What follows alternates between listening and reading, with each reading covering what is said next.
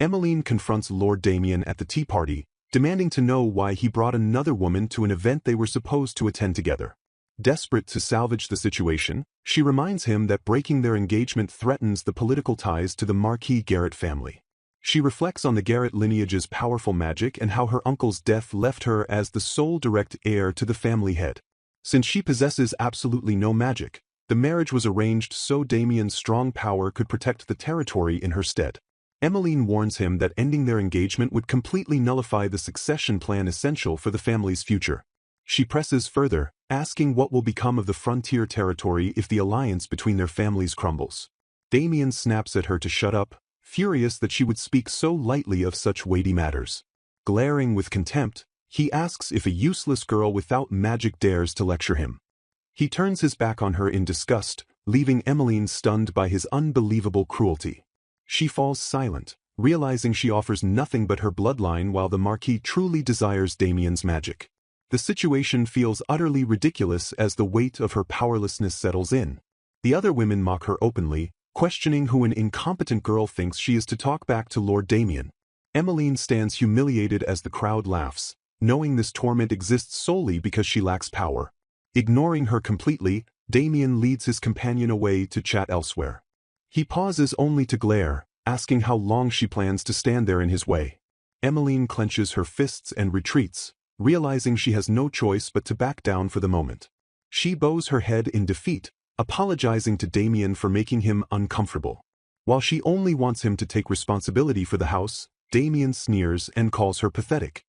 He delivers a final insult, branding her a useless and worthless noble lady before walking away.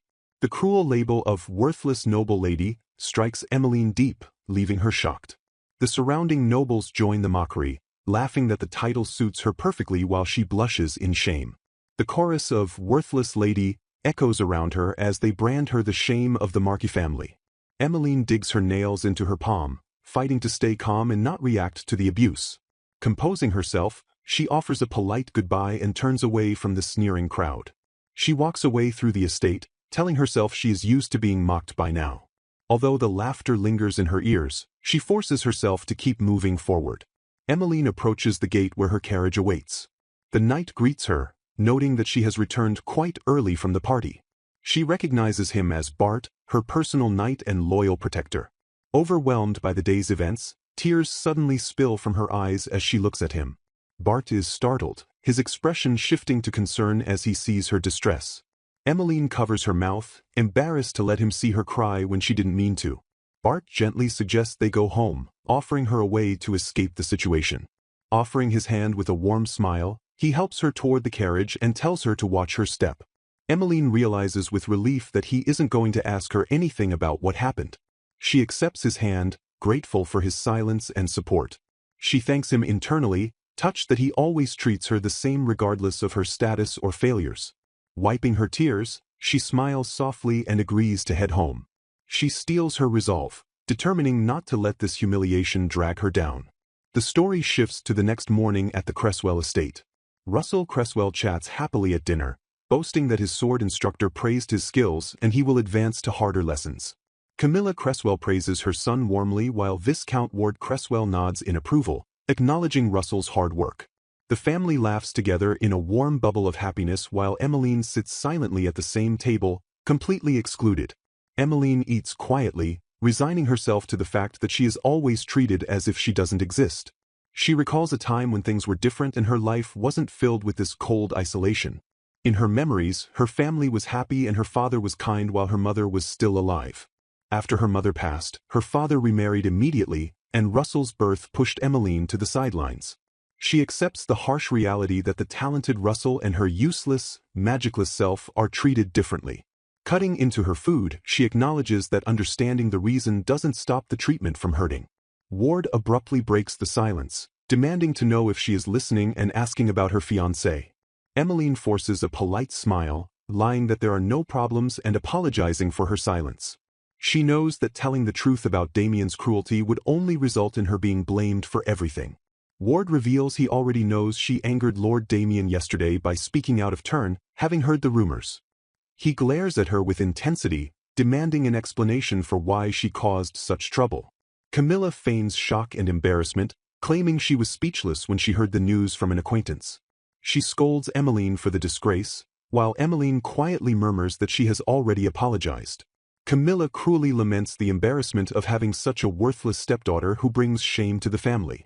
Ward strictly orders Emmeline to mind her behavior, reminding her that no man but her fiancé would marry a girl without magic. Emmeline lowers her head in submission, knowing that no one in this house would ever take her side seriously. The mood instantly shifts as Camilla cheerfully suggests having lunch in the garden, completely ignoring the previous tension. Emmeline stands up and excuses herself, claiming she has other business to attend to so she can escape. The family continues their happy conversation about tea and lunch, barely acknowledging her departure.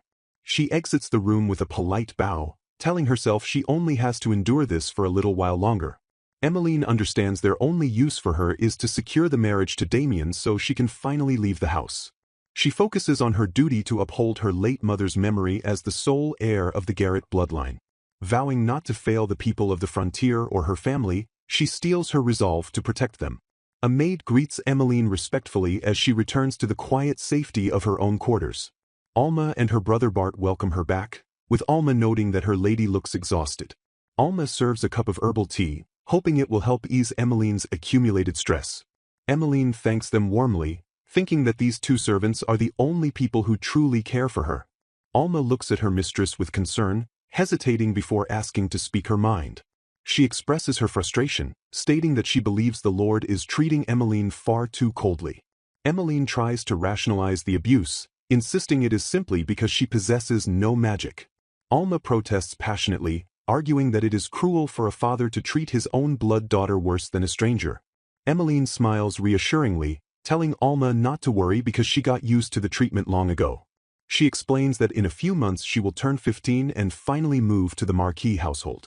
Setting her cup down, she acknowledges that even then, she will still be without magic. Emmeline determines that she will simply have to work harder to make herself useful despite her lack of power. Bart closes his eyes and vows solemnly that whatever happens, he will always stand by her side. Alma joins her brother in the pledge, assuring Emmeline that they will serve her always.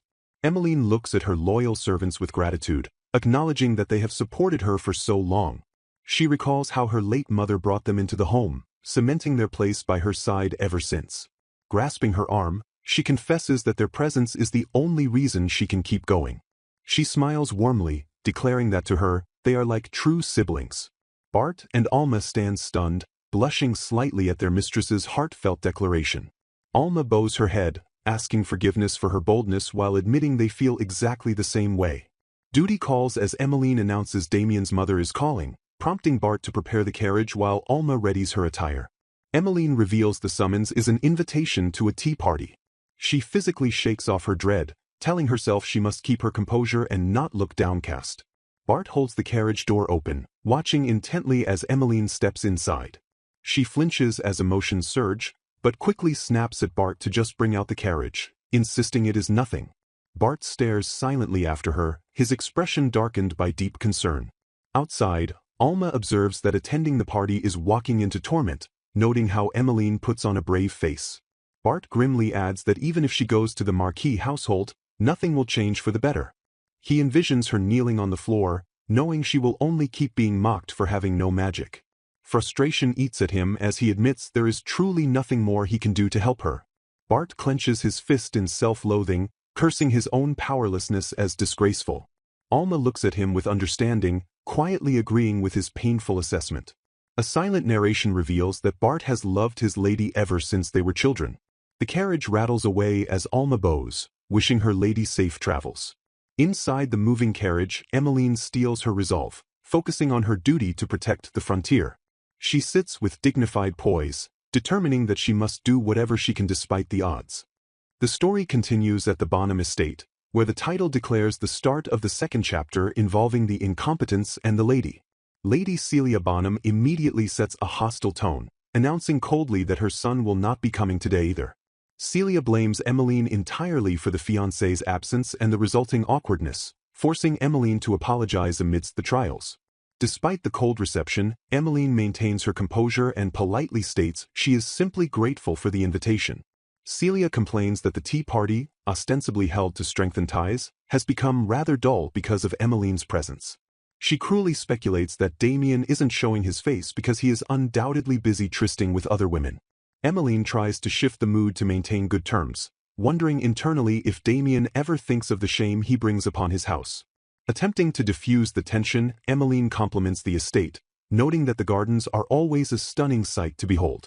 Celia dismisses the compliment about the radiant flowers immediately, stating that such things do not matter right now. Her expression hardening, Celia declares that there are plenty of things she needs to say to Emmeline directly. Emmeline listens submissively, accepting the coming lecture with a quiet yes. The Countess attacks Emmeline's appearance, calling her makeup outdated and claiming she lacks the charm to make Damien settle down. Raising a hand to emphasize her point, Celia warns her that there is still more criticism to come.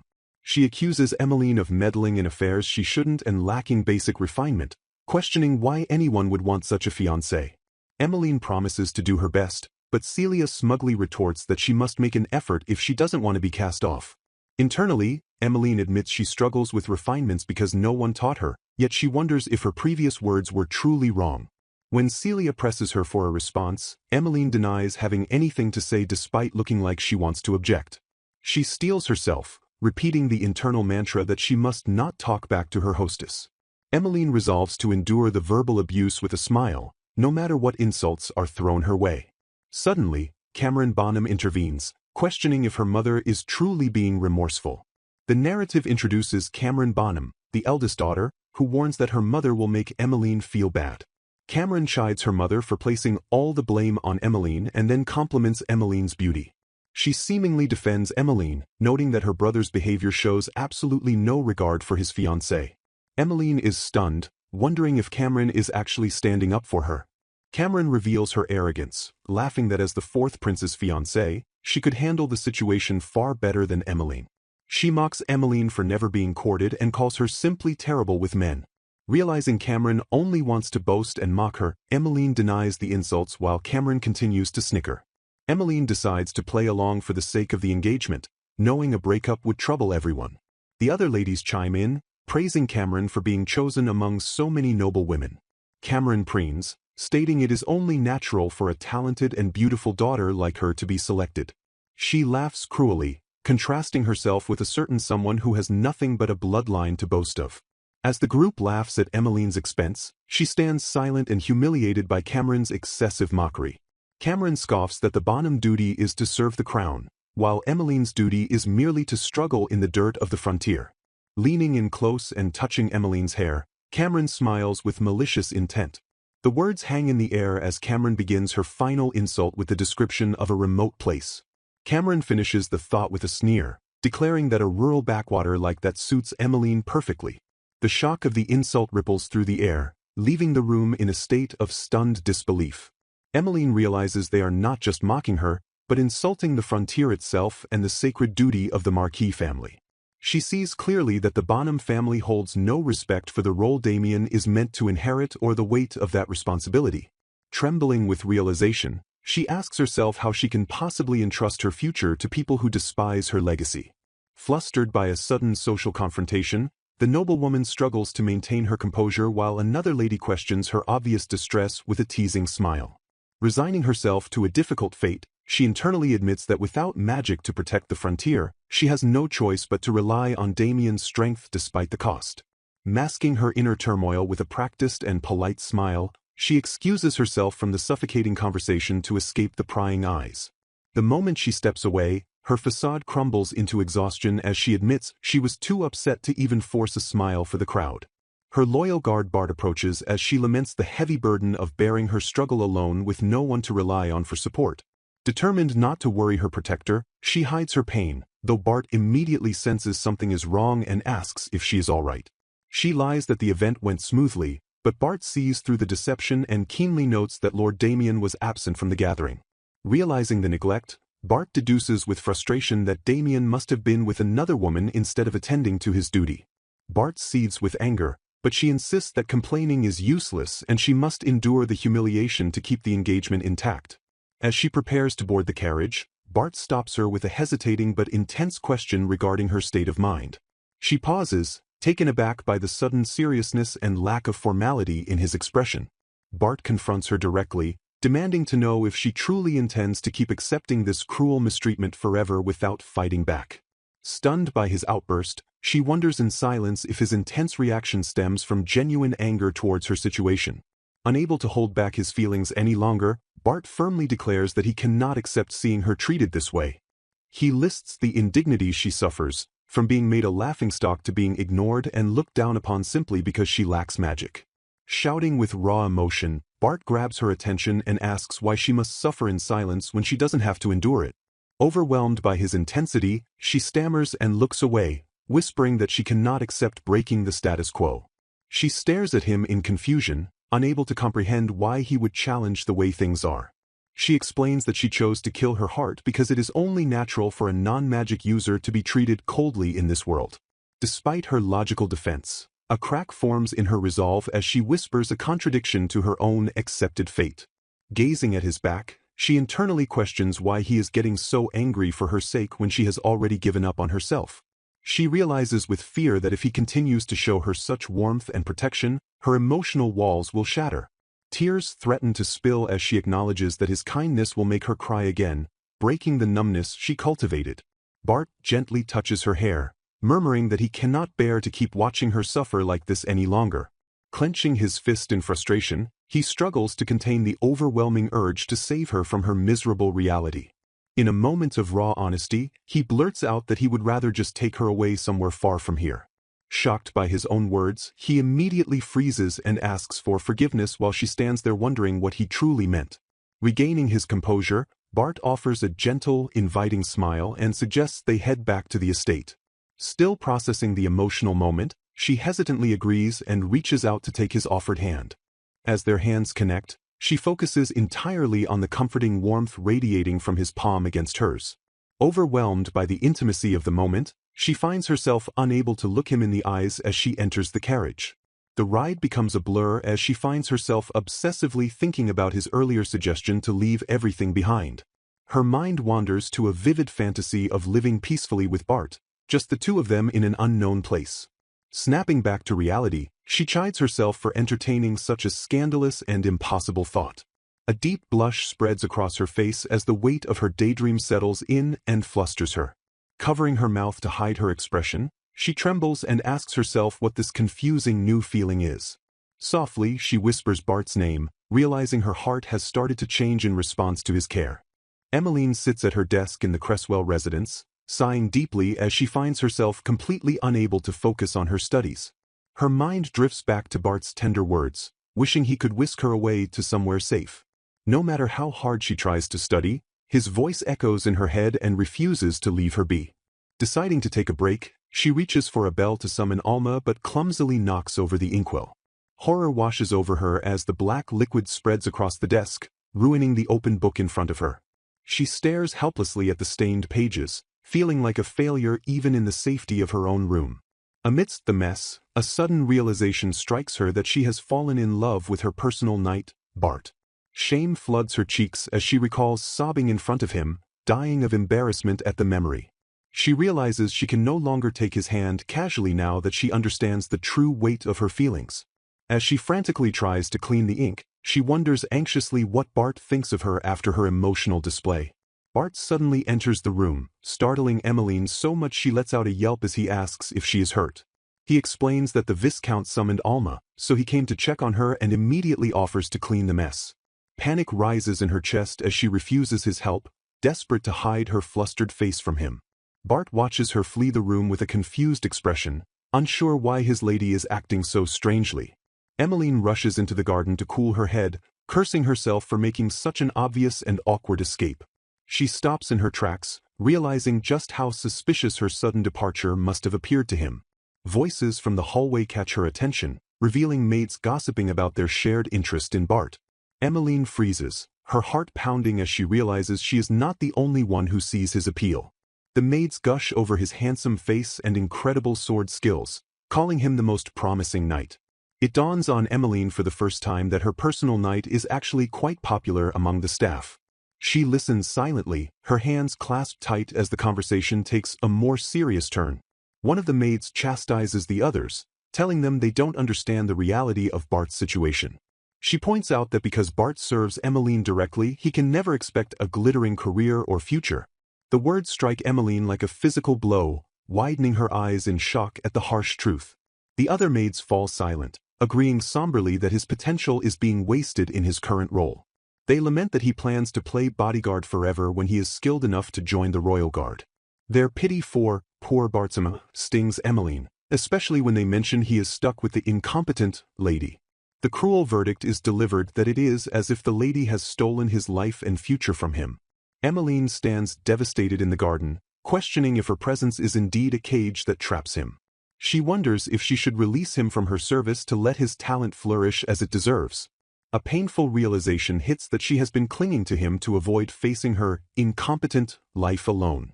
She admits to herself that she has been selfish, only thinking about her own comfort and safety. Tears well in her eyes as she apologizes internally to Bart for being such a hopeless and burdensome master. She resolves that she doesn't deserve to love him if it means putting her own needs ahead of his bright future. Despite the pain of this realization, she forces herself to walk back, determined to face reality. The next morning arrives at the estate, but Emmeline notices immediately that Bart is not at his usual post. She wanders the halls looking for him, scolding herself for being so dependent on his presence. The sharp sound of clashing swords draws her attention toward the training grounds outside. She spots Bart sparring with a group of men and calls out his name in surprise.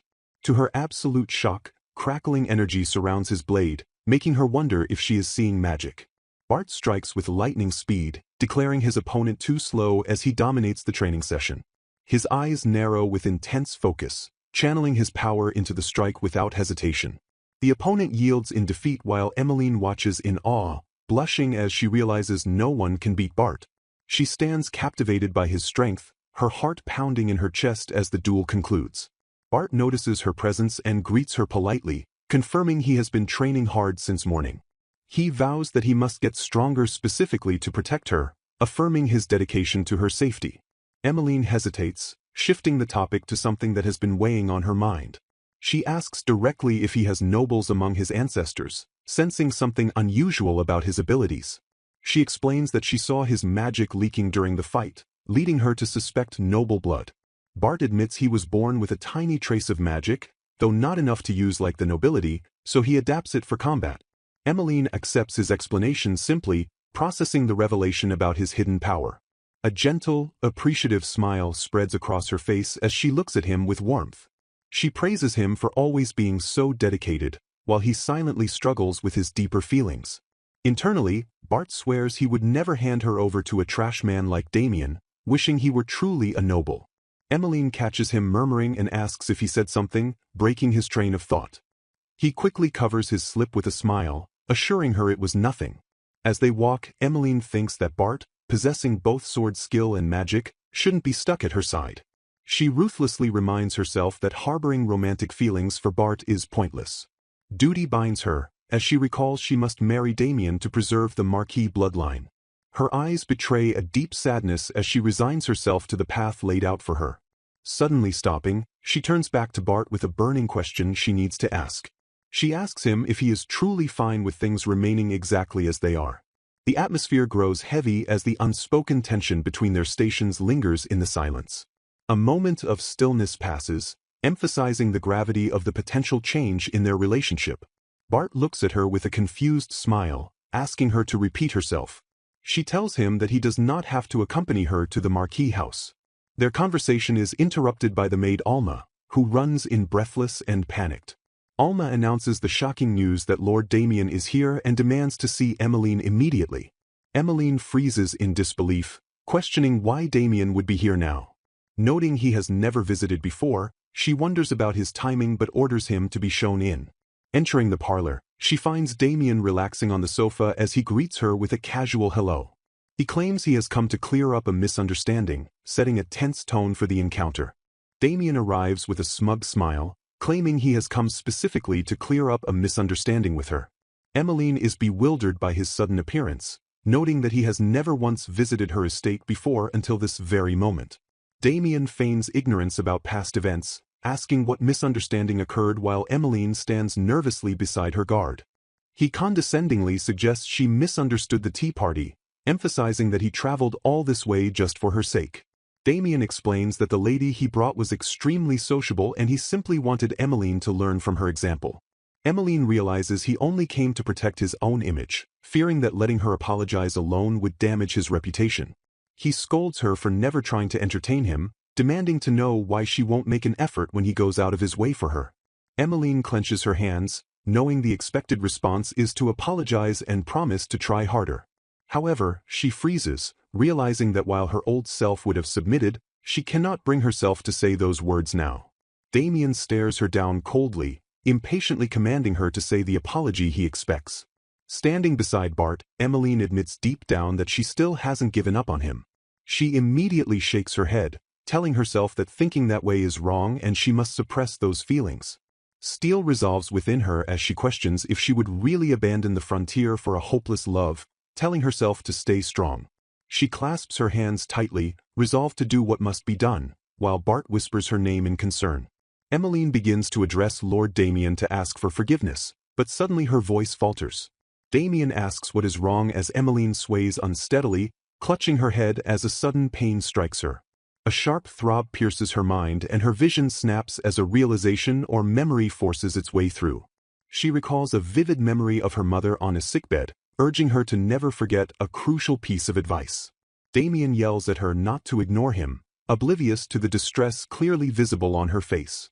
He aggressively grabs her shoulder and demands to know if she is listening, causing her to cry out in shock. Bart intervenes instantly, grabbing Damien's arm to stop him while Emmeline looks on in surprise. Damien is outraged by the interference, shouting at the guard and demanding to know what he thinks he is doing. Bart coldly orders Damien to leave for the day, stating firmly that his lady is not feeling well. Damien argues that she is his fiancée and Bart shouldn't decide on his own, but Bart counters that he should treat her with more care. Bart extends his hand toward Emmeline, silently offering his support and protection.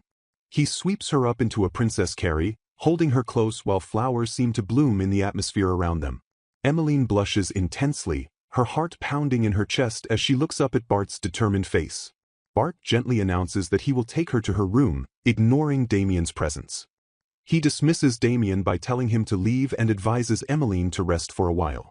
Damien watches them with a dark realization, sneering that a mere dog is in love with his master. Emmeline looks confused by the situation while Bart sweats nervously, his face tense. Damien laughs to himself, finding it amusing that a lowly commoner is pining after the woman destined to be his wife. He turns on his heel with a scoff, preparing to exit the room now that he has deduced the situation. Bart declares he is leaving for today and carries Emmeline out of the room, leaving a stunned Damien behind. Emmeline considers Damien's accusation a delusion but admits to herself that she would be happy if it were actually true. She stares up at him with wide, flushed eyes as Bart calls out to her gently. Bart asks if she is hurt anywhere and sighs with evident relief when she assures him she is fine. Emmeline thanks him as he insists on taking her to her room, realizing he is just the same worried Bart as always. She tells herself he was only worried and she cannot expect anything more as he carries her down the hall. Yet she clutches his shirt tightly, allowing herself to indulge in his warmth just for tonight. Damien arrives the next day with a bouquet of vivid red roses, complimenting how they match her hair. He abruptly suggests a trip to town, promising to buy her whatever she desires, leaving Emmeline confused by the sudden gesture. Emmeline tries to decline, stating she has no need for anything, but Damien insists she shouldn't hold back. He casually adds that her guard can come along, asking if that makes the arrangement acceptable. Although suspicious of his motives, Emmeline feels a flicker of happiness at the thought of Bart joining them. She glances at Bart for confirmation, and he silently agrees to the outing. Bart formally states that he will accompany her, his expression serious and protective. Damien roughly shoves past Bart with a scoff, ordering everyone to get into the carriage immediately. Upon arrival, they walk through the bustling town, drawing murmurs and attention from the crowd. Damien forces Emmeline close to him, making her uncomfortable with his sudden and public display of affection. He spots a high-end shop and decides it looks suitable for their shopping trip. Damien arrogantly notes the shop is filled with goods that commoners could never afford. With a cruel sneer, he orders the filthy dog Bart to wait outside while they enter. Dismissing Emmeline's preferences, Damien declares she has no taste and he will pick everything out for her. He rapidly selects a dress, shoes, and a necklace, orchestrating her entire appearance. Handing her the items, he commands her to go change in the fitting room immediately. Emmeline emerges in the new gown, and Damien assesses her with a satisfied smirk. He delivers a backhanded compliment, remarking that even someone like her looks decent when draped in luxury. Asserting his ownership, he reminds her that she is his fiancée and shouldn't worry about the cost. Emmeline feels burdened by the extravagance, thinking that such luxury doesn't suit her at all. Damien leads her out to show her off to Bart, asking if she doesn't look completely transformed. Bart stands in silence, his expression unreadable as he gazes at her new appearance. Emmeline feels a pang of shame, hating that Bart has to see her dressed entirely in Damien's taste. Damien abruptly decides he is tired and suggests they rest at a nearby cafe. Seated, Damien mentions that monsters at the frontier are growing more active, frightening Emmeline. She expresses hope that nothing strange is happening, acknowledging the spreading rumors. Damien arrogantly asks if she fears monsters, boasting that with his magic, they are nothing. He takes a jab at Bart, claiming the guard would be useless against such threats unlike himself. Emmeline sits in silence, wondering why Damien is so intent on picking fights with Bart. Leaving the cafe, Damien pulls her close again, causing her to cry out in surprise. He mocks Bart, asking if she saw the dog's face, while Emmeline begs him to stop. Damien laughs cruelly, noting that Bart looked like he was about to cry. He relishes the idea that watching his precious master be taken must burn Bart up inside. With disdain, he declares it impossible for a commoner to dare love a noblewoman. He justifies his cruelty by claiming he simply taught Bart his place in the world. Emmeline stares at him in shock, her eyes widening as the realization hits her. She understands that this entire outing and sudden kindness were only because he viewed her as his property. He wanted to prove to Bart that she belonged to him, driven by a fear that she might be stolen. She creates a distance in her mind, disgusted by how childish his motivations truly are. Damien misinterprets her silence, assuming she is tired of Bart clinging to her. He lifts her chin, forcing her to look at him, and asserts that the one she loves is him, her fiancé. His eyes darken with a silent threat, warning that he will never forgive her if she claims to love anyone else. Emmeline realizes with horror that Damien has the power to disgrace Bart and drive him away from knighthood. She accepts that there is only one answer to prevent Bart from being ruined. Forcing the words out, she lies and tells Damien that she cares for him. Internally, she vows to protect Bart, sacrificing her own feelings to keep him safe. Annoyed by Bart's attitude, Damien turns his hostility toward the guard, forcing Emmeline to intervene by declaring she cares for the noble.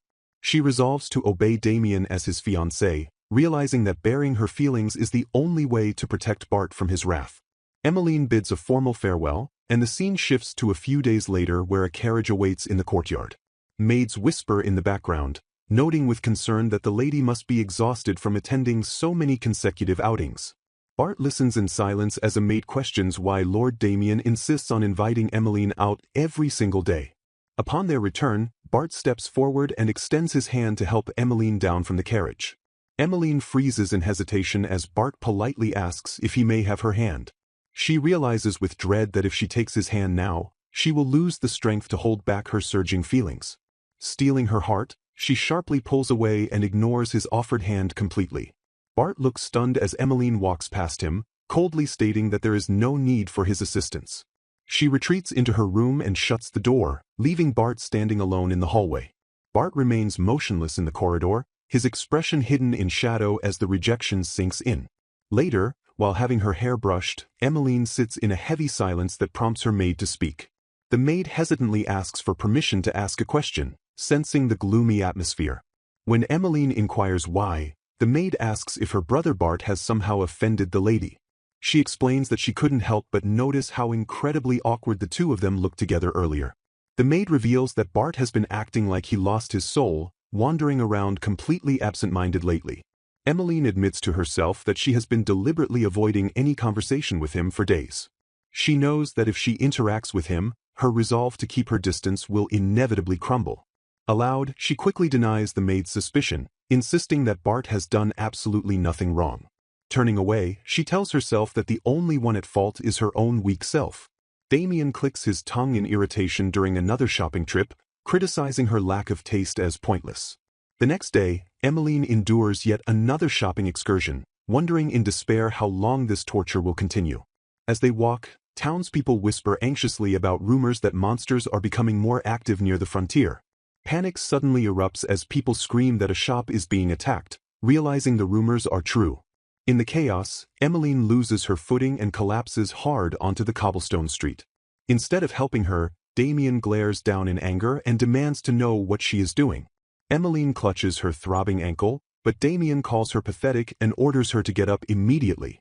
Terrified of making him angry, she forces herself to stand despite the pain while he impatiently rushes her. A shadow falls over them as a figure steps in to block Damien's path. Bart stands before them with a dark expression, declaring he can no longer overlook the disrespect shown to his lady. Emmeline stares in shock, whispering Bart's name as he confronts the noble. Damien sneers and pulls Emmeline close, asserting that she is his fiancée and a dog has no right to speak. He turns his glare to Emmeline, shouting at her to confirm his authority to the guard. Emmeline trembles, stammering as she tries to find her voice under his intimidation. She collapses to the ground in submission, begging Damien to forgive her retainer's rudeness. Damien smirks triumphantly as Emmeline forces herself to say she is his fiancée and cares for him. She keeps her head bowed to hide her face, unable to look at the devastated knight standing before her. Damien mocks Bart, asking if the lowly dog finally understands his place while Emmeline clutches her arm in misery. Bart looks on with heartbreak as Emmeline mentally apologizes, having made up her mind to sacrifice her feelings to protect him. A solemn vow is made to protect someone at any cost, even if it invites hatred. The woman lowers her gaze, her expression heavy with unsaid burdens and hidden resolve. Seeking to suppress her feelings for Bart, she buries herself in research at the Cresswell family library. Her diligent investigation into the monster rumors confirms that her hunch was correct. She uncovers a critical text revealing that monsters become active in predictable cycles. Realizing the last deadly surge was 15 years ago, she connects the past tragedy to the current unrest. Terror strikes her as she concludes the current movements are a clear sign of another impending surge. Her attempt to warn her father is met with cold indifference as he dismisses her concerns entirely.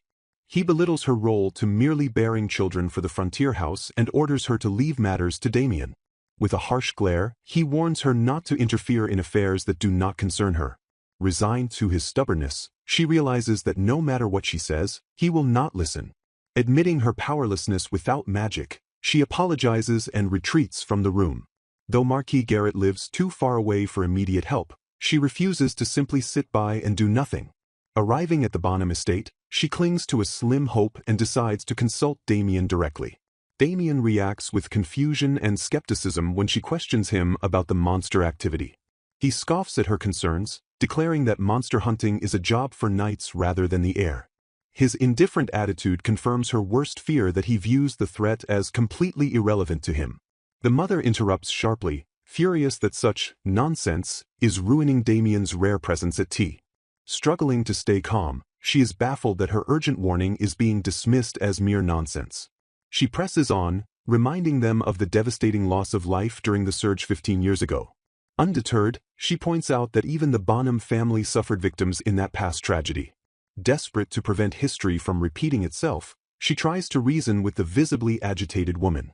Her plea is cut short as the woman slams the table and screams for absolute silence. Furious, the woman insists that the past tragedy was nothing more than an unfortunate accident. Despite the command to stop, she attempts one last time to argue for the necessity of prevention.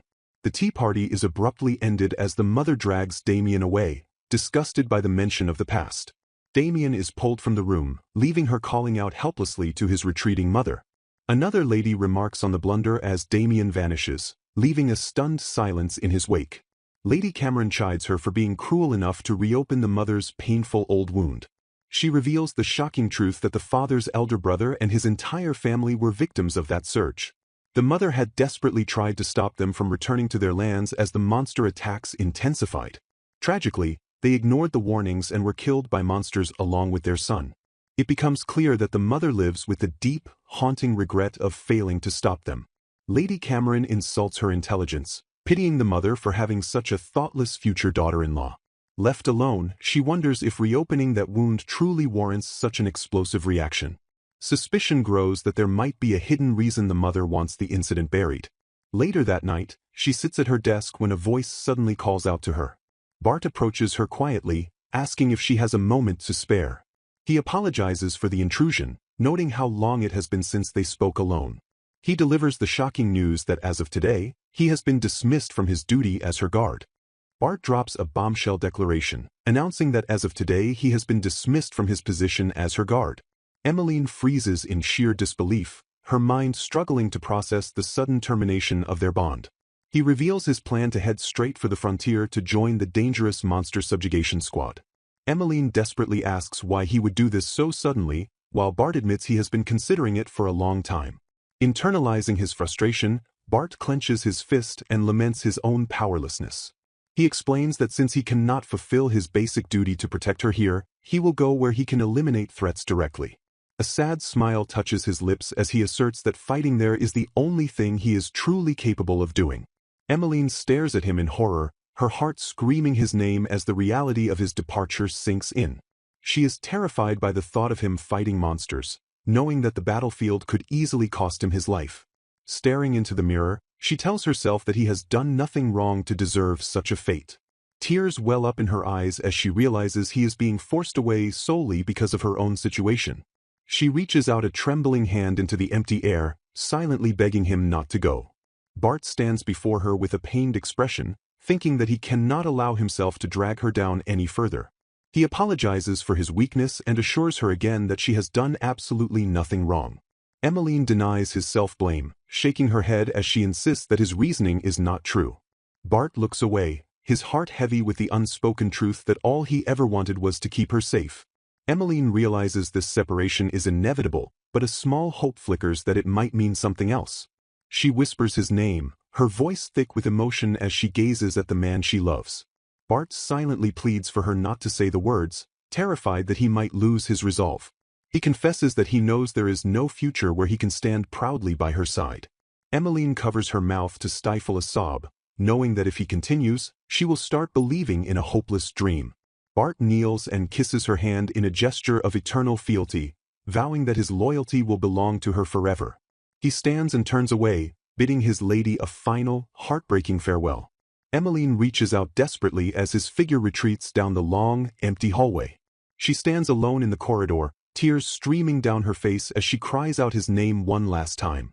Days later, Emmeline sits in her room, unable to stop thinking about Bart and the void he left behind. She decides she cannot waste time at tea parties and demands to go to the Marquis's house immediately. Her mind races with the information she learned from Alma, unable to shake the new possibility it presents. Alma reassures her that Bart will be fine because he can use magic, meaning he won't go down easily. Emmeline corrects her, stating that she thought his magic wasn't particularly strong, which surprises the maid. Alma reveals that Bart hides his true power to avoid trouble and that his magic is actually very potent. She leans in to whisper a secret, suggesting that it is very likely Bart possesses noble blood. Alma explains that while their mother was a commoner, Bart has a different father who might have been a noble. Emmeline realizes that if he has noble lineage, his exceptionally strong magic makes perfect sense. Her heart races with a dangerous hope as she considers the implications of Bart being a noble. She allows herself a fleeting fantasy where they stand together at the altar, acknowledged as equal partners. The fantasy shatters as Damien's image appears, reminding her that Bart could never surpass a count's son. Frustration gnaws at her, but she resigns herself to the single wish that he simply returns alive. She recalls Bart's willingness to risk his life for her and vows to do anything she can for him in return. Emmeline's eyes blaze with determination, deciding she will no longer endure silently if she wants to protect him. The Bonham estate bustles with activity as Emmeline navigates the crowded hall, the weight of her resolve heavy on her shoulders. Damien approaches with a smug smile, offering Emmeline his sarcastic congratulations on her solitary appearance. He sneers that the dog, who constantly clung to her side, has finally disappeared from the picture. Holding his drink, he assumes she must be feeling relieved now that she is unburdened by her loyal guard. Emmeline realizes with a start that Damien already knows Bart departed for the dangerous frontier. He callously predicts Bart will die a useless death, his corpse serving merely as a shield to protect the nobility. Trembling with suppressed rage, she clenches her fist and demands to know if he understands why Bart volunteered. She confronts him directly, demanding to know why he wastes his magic and strength in comfort while others fight. Damien stares back in sheer disbelief, genuinely confused by her sudden defiance and line of questioning. Ignoring his irritation, she insists that the future Marquis should be the first to rush to the frontier's defense. He scoffs with absolute indifference, declaring he does not care what happens in the countryside. He coldly asserts that peasant deaths are irrelevant and that using them as monster fodder actually benefits the nobility. Emmeline falls silent, absorbing the true depth of his depravity with a quiet, chilling realization. She admits to herself that a part of her had foolishly hoped he possessed even a shred of conscience. She realizes with finality that he does not even consider the people of the frontier to be human. Seemingly bored by her silence, Damien casually asks if she has finished speaking her mind. Emmeline stands her ground and demands an immediate apology for his insults toward Bart and the frontier people. Damien reacts with an incredulous scoff, unable to believe her audacity in demanding contrition from him. He roughly grabs her chin, remarking on her newfound boldness, and offers to forgive her only if she apologizes first. Leaning in dangerously close, he mocks her by asking if she truly believes she is in any position to lecture him. Emmeline violently slaps his hand away, rejecting his touch and his authority with a sharp crack. She furiously questions if a noble possessing nothing but a title is truly worth more than the commoners defending the frontier.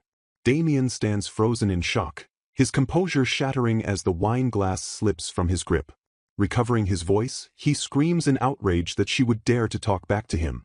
The crowd shrieks in panic as the glass shatters against the floor, drawing every eye in the room to the commotion. Her earring clatters to the floor, but Emmeline remains unmoved, her gaze fixed and burning with resolve.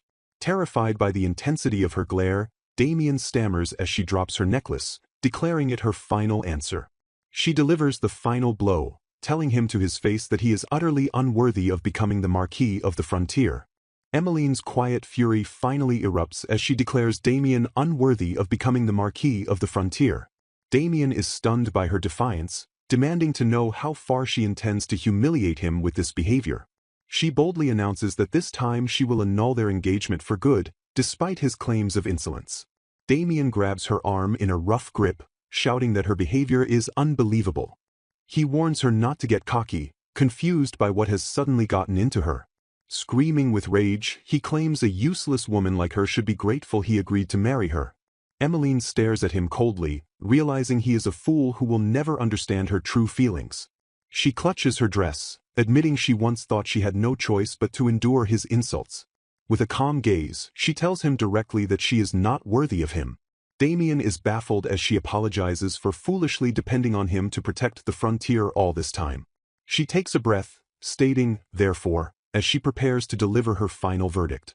Admitting she was wrong to cling to him, she formally accepts his decision to annul the engagement.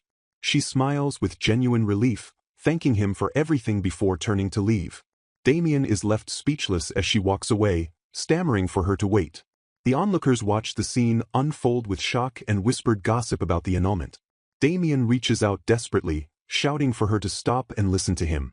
Sweating nervously, he offers to forgive her if she apologizes right this instant. The crowd turns against him, sneering at how pathetic and disgraceful he is for raising a hand against his fiancée. Damien glares at the whispering nobles, humiliated by their sudden judgment against him. He tries to deflect the blame onto Emmeline, demanding to know why they are looking at him like that when she is at fault. A noblewoman calls him a frightening barbarian and regrets ever keeping his company. Damien stammers in disbelief, desperately reminding everyone that he is the son of a count. Emmeline ignores his screaming commands to return, leaving him raging impotently in the hallway. She walks forward with her head held high, vowing to keep living with no regrets. A strange sensation washes over her, making her feel stronger than before as she walks. She wonders if this new strength comes from her decision to finally stop enduring the mistreatment. Looking at her extravagant dress, she realizes she no longer needs to wear the things her father forced upon her. She reaches up and unclasps the heavy earrings she was always told to wear. Glowing butterflies suddenly materialize around her, causing her to gasp in surprise. She realizes these are spirits, which should only be visible to those who possess magic. Memories flood back of seeing spirits when her mother was still alive, leaving her wondering how she ever forgot. She recalls her mother taking her to the garden to play with the spirits together. The realization hits her with full force as the blocked memories return to her mind. She accepts the truth that she definitely possessed magic power when she was a child. Confusion sets in as she wonders why she lost her power completely and forgot her own childhood. Her gaze falls on the earrings her father gave her while she was grieving her mother's death. She remembers him calling them protective charms that would keep her safe in her mother's place. He had ordered her never to take them off, and she believed they were proof of his hidden love. She stares at the earrings in her hand, realizing the truth revealed the moment she removed them. Her magic has returned, and she steels herself to confirm the suspicion forming in her mind. Emmeline marches into her father's study, interrupting his dismissal with a firm declaration that they need to speak immediately. She reveals the shocking news that Lord Damien has broken their engagement, her face still bearing the physical evidence of the confrontation. Her father's composure shatters instantly, his eyes widening in disbelief as he stammers out a confused demand for clarity. Demanding to know what happened, his focus snaps to her missing earrings as he realizes she is finally looking him in the eye. Emmeline challenges him to explain the true nature of the jewelry, silencing his stammering attempt to feign ignorance. She holds up the earring with a cold stare, exposing the lie that they were ever mere protective charms. She reveals that removing the ornaments instantly restored her sight of spirits, proving they were designed to suppress her magic and memories.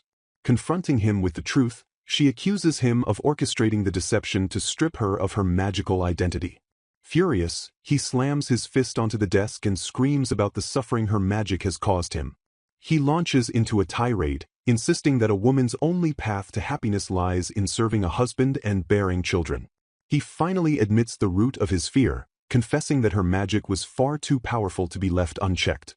He argues that while she was the rightful heir to the market and its dangerous duties, he suppressed her power to force a safer life upon her. With a self-righteous glare, he claims that stripping away her destiny was an act of paternal protection done solely for her sake. Emmeline repeats his justification with hollow disbelief, questioning the validity of a protection that required such deceit. She counters his claim of love by reminding him of his cold neglect, asking how a loving father could treat his child as invisible. She recalls the years of scorn and ridicule she endured daily, all because the seal on her magic made her appear incompetent. Even in her isolation, she notes with bitterness that he never once offered the support that Bart and Alma freely gave. Ignoring her pain, he coldly commands her to return to Damien and beg for forgiveness to salvage the engagement.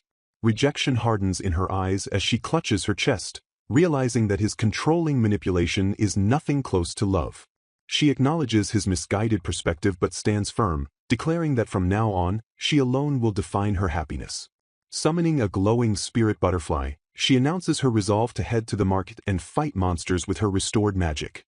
With a fierce smile, she defines her own destiny, embracing the dangerous path as her true source of happiness. Defeated by her stubbornness, he screams at her to do as she pleases, comparing her to her mother as she quietly thanks him. Stepping forward with newfound purpose, she leaves the past behind and embraces the path she has chosen. Emmeline clicks her tongue in frustration, annoyed that her attack missed the target completely. She steels her resolve, telling herself to focus and try the spell one more time. Looking at her earrings, she reflects that her true magic has finally returned ever since she removed them. She swears to use this regained power to protect the frontier from the threat of monsters. Concentrating her energy, she unleashes a spell to conjure sharp blades of wind. She commands the wind to cut down the targets standing before her. The magical blades slice through the air, striking the wooden targets with precision. Emmeline beams with excitement, cheering that she actually managed to hit the target. She breathes a sigh of relief, feeling that she is finally starting to get the hang of controlling her magic. She prepares to leave for the frontier, admitting she is nervous but determined not to remain sheltered forever. Alma informs her that the carriage is ready for their departure. Emmeline turns to her maid, thanking Alma sincerely for choosing to come with her. Alma smiles gently, assuring her lady that she could never let her go alone.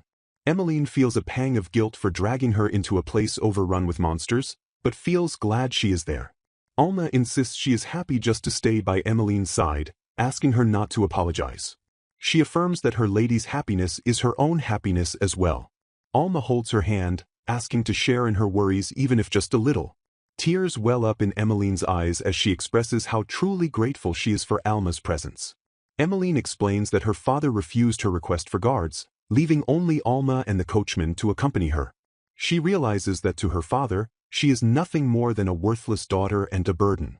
Despite the rejection, she hardens her heart and decides she cannot let that stop her. She understands that on this journey, the only thing she can rely on to reach the market safely is her own magic. Her mind fills with the image of fighting beside Bart to protect everyone at the frontier. A longing thought crosses her mind, wishing that the three of them could laugh together again someday. Seated in the carriage, she bids a silent goodbye to House Cresswell. As the estate fades into the distance, she declares that place is no longer her home. Alma watches her, noting how glad she is to see her lady smiling like this. From a high window, her father watches the carriage leave, muttering that it is infuriating she caused this mess. The carriage rolls out of the city gates, marking the beginning of their long journey. That evening in an inn, Alma brings food while Emmeline rests from the travel. The journey continues for days as Emmeline practices her magic from the moving carriage. Birds fly overhead in a vast sky, symbolizing the freedom she is traveling toward. Emmeline tells Alma that the wondrous sights are enough to keep her going despite the fatigue of travel. The coachman calls out to them, announcing that they have finally arrived at their destination. A sprawling landscape unfolds before them, revealing the territory of the market. Emmeline looks out the window in awe, thinking that the frontier is more beautiful than she imagined. However, she notices the road is eerily empty of people and feels a sudden, bad premonition. Suddenly, the carriage lurches violently, causing Emmeline and Alma to scream as they are thrown off balance. Alma points out the window in terror, shouting for her lady to look at what has appeared. Emmeline freezes in horror as a massive threat blocks their path, confirming her worst fears. Emmeline freezes in horror as screams erupt, announcing the impossible presence of monsters in a populated area. Chaos erupts as a carriage driver cries for help, trapped by the beast while Emmeline realizes she cannot leave him to die. Stepping out of the carriage with trembling resolve, she silences her fear and declares that she must fight. The sheer size of the beast looms over her, shrinking her confidence as she realizes a single pounce spells certain death. Her hands shake as she questions if she truly possesses the power to defeat such a terrifying monstrosity. Shaking off the doubt, she steels her gaze and focuses her mind, deciding that victory is the only option regardless of the odds. She calls out to the spirits with desperation, gathering glowing particles of light to fuel her magical strike. A blinding flash erupts as she unleashes her power just as the horned wolf lunges to tear her apart. The spell collides violently with the beast, blasting it back with a force that shakes the very ground. Emmeline stares in breathless disbelief at the fallen creature, realizing she actually succeeded in striking it down. Alma cheers for her victory, but the celebration is cut short as she screams a warning about the threat directly behind them. A fresh pack of horned wolves emerges from the shadows, their eyes glowing with predatory hunger. Emmeline whirls around in panic, her heart sinking as she realizes the first monster was merely the vanguard. Alma begs her mistress to run from the overwhelming numbers, but Emmeline hesitates, knowing retreat means death for the others. Refusing to flee, she unleashes a volley of wind blades, determined to stop the slaughter before it begins. The sharp gusts slice through the air, aim to cut the beasts down in a single sweeping motion. To her horror, the lead wolf nimbly dodges the attack and leaps high into the air, closing the distance in a flash. The beast snaps its jaws inches from her face, but a sudden, crackling energy deflects the lethal bite mid-strike. Emmeline flinches, confused by the lack of pain and the sudden flash of light that shielded her. She opens her eyes to find a shimmering barrier standing between her and the monster, protecting her completely. Stunned, she looks around frantically, trying to identify the source of the powerful magic that saved her life. Her gaze lands on a solitary figure walking away into the forest, his back turned to the scene of the battle. Recognition dawns on her face, her eyes widening as the familiar silhouette strikes a chord in her memory. She whispers in disbelief, unable to comprehend that the person walking away is the very one she thought was gone. Emmeline gasps in disbelief as a familiar silhouette emerges from the remains of the sliced monster, and she whispers that it cannot be true. She stares in shock at the knight standing before her, realizing with a jolt that it is truly him. Her voice trembles as she whispers Bart's name, her eyes widening with recognition. Bart looks back in equal astonishment, unable to fathom how his lady could possibly be here at the dangerous frontier. A sudden realization sharpens his gaze as he senses a new threat approaching from the shadows. He screams for her to watch out, throwing himself between her and a lunging beast. Bart commands her to stand back, drawing his weapon as another monster emerges from the forest. With a fierce cry, he intercepts the beast, his blade clashing against its massive claws. The monster snaps its jaws, but Bart moves with lightning speed to dodge the lethal strike. He counters with a powerful swing, driving his sword deep into the creature's flank. Emmeline watches in awe, whispering that his strength is truly incredible. Bart stands over the defeated foe, and Emmeline notes that he has become even stronger than she remembers. He sighs with relief and immediately turns to her, frantically asking if she is hurt anywhere. His expression hardens as he begs her to return to the capital, insisting she must be somewhere safe before her wedding. Emmeline clutches her dress tightly, gathering the courage to reveal the truth she has been holding back. She closes her eyes and announces clearly that her engagement has been formally called off. Bart is stunned as she declares her decision to protect the frontier herself, refusing to leave. He stares at her with intense emotion, admitting that he wanted to see her again no matter what. Emmeline steps closer, realizing she must speak the words she never got to say when he left the estate. She confesses that she traveled all this way because she was ready to do anything just to see him one more time. Blushing deeply, she vows that no matter what happens, she wants to be with him. They gaze into each other's eyes, the air between them charged with their unspoken feelings. Emmeline tells him that her happiness exists only when she is by his side. A shadow crosses Bart's face as he struggles with his own insecurities. He looks away, stating quietly that she is mistaken about that assumption. Bart lowers his head, insisting that he is not the kind of man who deserves a woman like her. He claims a man of low birth could never make her happy, but Emmeline vehemently denies his self-deprecation. Bart argues that her status is too high, but she counters that status doesn't matter when he just saved her life. He pleads with her to return to the capital, convinced she will one day find someone far more suitable than him. Emmeline is terrified, thinking that if he turns her away now after she came all this way, she will be lost. Tears well in her eyes as she whispers that if he refuses her, there is nothing left for her to do. Alma suddenly interrupts the tense moment, stepping forward to catch their attention. Bart stares in confusion at the maid, slowly realizing that his sister is standing right there. Alma scolds him harshly, calling him a pathetic boy for making her lady travel this far only to be rejected. She tells him to stop whining about status and instead prove his worth through his own strength. Alma commands him to rise in rank and earn his place, warning that otherwise he will never be able to protect Emmeline. Bart smiles ruefully, admitting he can't win against his sister and realizing he wasn't determined enough. He turns back to Emmeline and extends his hand, calling out to his lady with renewed resolve. He admits he is not yet worthy of returning her feelings, but asks her to wait for him. Bart vows that one day he will become the kind of man who can stand beside her proudly. A gentle hand squeezes hers, offering a silent vow of support and connection in the quiet moment. Emmeline smiles with genuine warmth, her heart settling as she accepts the unspoken promise between them. She vows to wait until she is strong enough to protect him in return, promising to work just as hard. Bart gazes at her with deep affection and gratitude, softly thanking her for her resolve and trust. Inspired by his dedication, she silently swears to match his determination and push forward without fear. With her mind made up, she asks Bart to take her to the manor so she can greet the Marquis before sunset. As they prepare to head to the market, she nervously realizes it has been 10 years since she last saw her grandfather. The carriage arrives at the imposing estate, leaving her wondering if the master of the house will welcome her kindly. Stepping into the grand hall, she feels a wave of nostalgia, recalling that she had visited this massive mansion when her mother was alive. A gasp interrupts her thoughts as the head maid stares in shock, instantly recognizing the resemblance to her mother. Hannah, the head maid who served her years ago, rushes forward to embrace her with tearful relief and a warm welcome. Emmeline smiles softly at the display of affection, thanking the loyal woman for her kind words.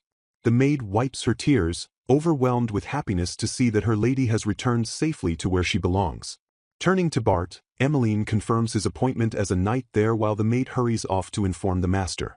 While they wait, Bart describes the Marquis as kind but wild, leaving Emmeline confused and anxious about what to expect. A booming voice apologizes for the wait as a large, imposing figure clad in armor strides into the room. The Marquis greets Emmeline with boisterous energy, remarking on how long it has been since they last met. Seeing Marquis Zachary Garrett in person, Emmeline internally agrees that wild is indeed the perfect description for her grandfather. The reunion turns serious as she reveals the broken engagement and the fact that Damien struck her. Zachary explodes with rage, swearing to storm the capital and crush Damien himself for daring to hurt her. He continues to shout in fury while the maids agree with his sentiment but try to restrain his violent impulse. Alma and Hannah desperately try to calm the raging Marquis, pointing out that his outburst is terrifying Emmeline. Regaining some composure, Zachary turns his sharp gaze to Bart, demanding to know where he was during the incident. The tension in the room spikes as he coldly accuses Bart of failing his sworn duty to protect her. Bart lowers his head in shame, offering no excuses as he admits his failure and apologizes. Emmeline immediately steps in to defend him, insisting that Bart did absolutely everything he could to keep her safe. She explains with conviction that without his support, she would have lost all hope long before reaching the frontier. The Marquis listens intently, his anger fading as he processes the depth of loyalty Bart has shown her. He realizes he was too distracted by his duties to notice the seal on her magic or her suffering, and he turns to thank her protectors. Expressing deep regret for his ignorance regarding her engagement and magic, he acknowledges the debt he owes to Bart and Alma.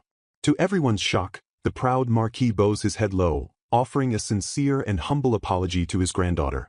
Emmeline is deeply moved by his humility and quickly asks him to raise his head, assuring him that his words are enough. Zachary declares that from this moment on, the entire household will stand united to support and protect her. He promises her absolute support, telling her that she only needs to say the word if she ever needs anything. Tears well up in Emmeline's eyes as she thanks him, feeling the weight of her loneliness finally dissolve. A profound sense of relief washes over her as she realizes she is truly no longer fighting her battles alone. Surrounded by her newfound family and allies, she feels a surge of strength knowing she doesn't have to face the future by herself. The heartwarming moment is shattered when a knight bursts through the doors, shouting urgently for the Marquis.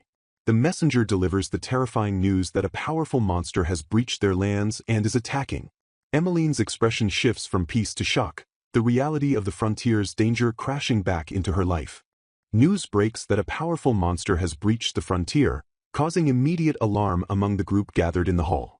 Emmeline volunteers to join the fight, but the men immediately shut her down and rush to gather the soldiers instead.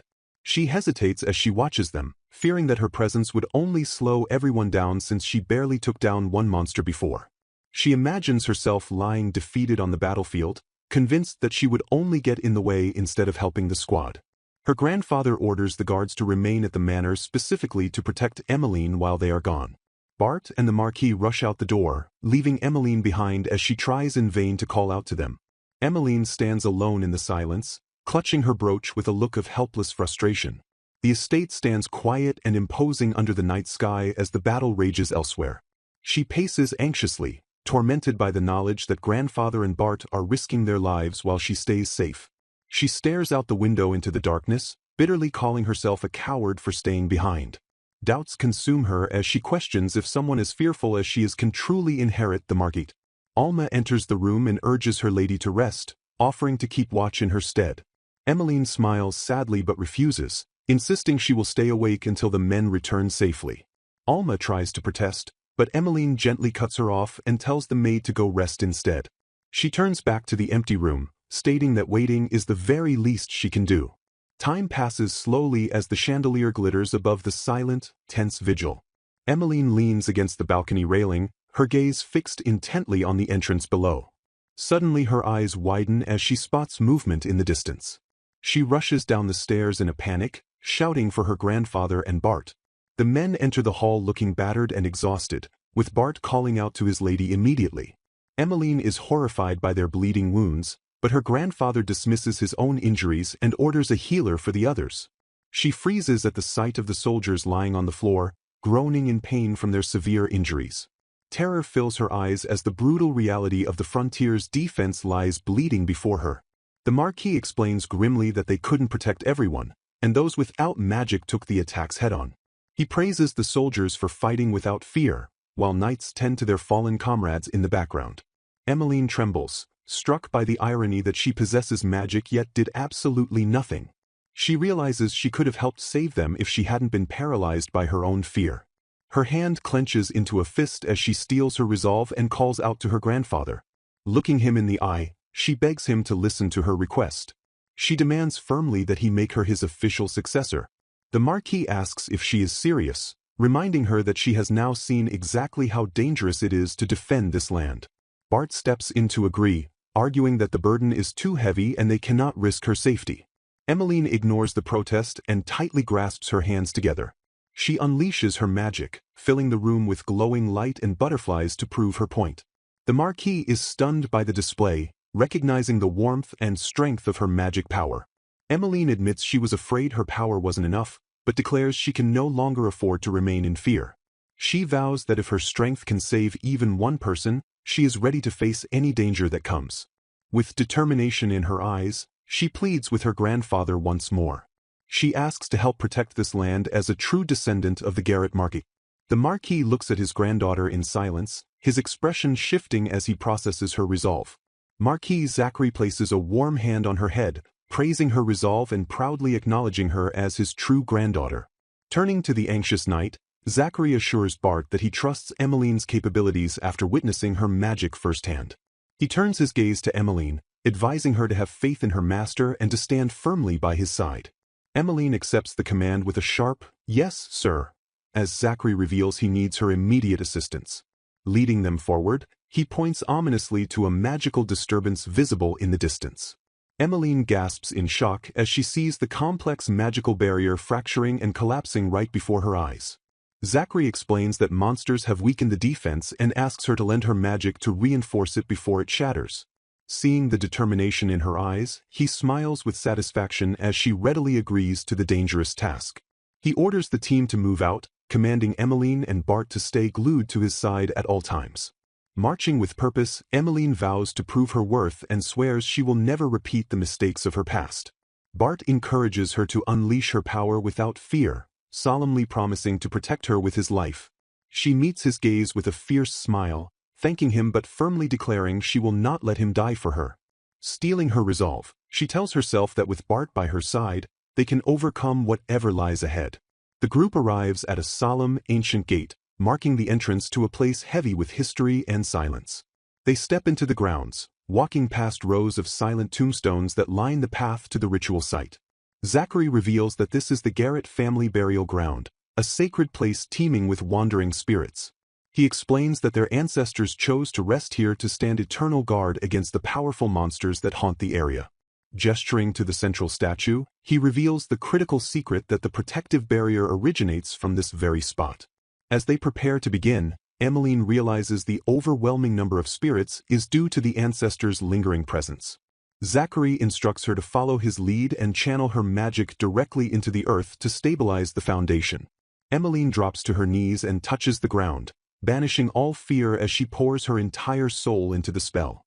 A blinding light erupts from the earth as her magic floods the ley lines, beginning to stitch the barrier back together.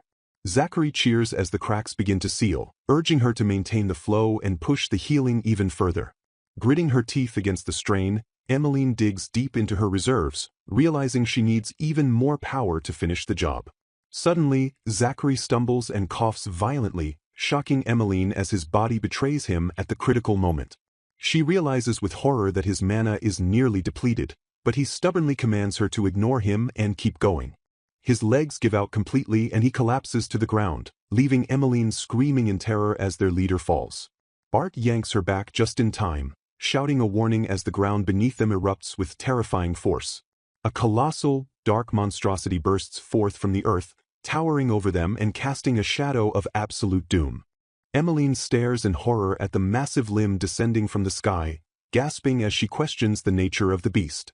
A colossal dragon foot crashes down onto the earth, shaking the ground with a terrifying impact that sends debris flying. The Marquis pales as he identifies the threat, realizing with dread that a legendary black dragon has appeared. Emmeline freezes in disbelief, whispering that such a nightmare scenario cannot possibly be happening. Demonic birds shatter the magical dome overhead, signaling that the barrier has completely collapsed under the dragon's blow. Chaos erupts as mages scream for everyone to prepare themselves against the incoming horde of monsters. The Marquis grabs Emmeline's shoulder urgently, commanding her to listen to his instructions carefully.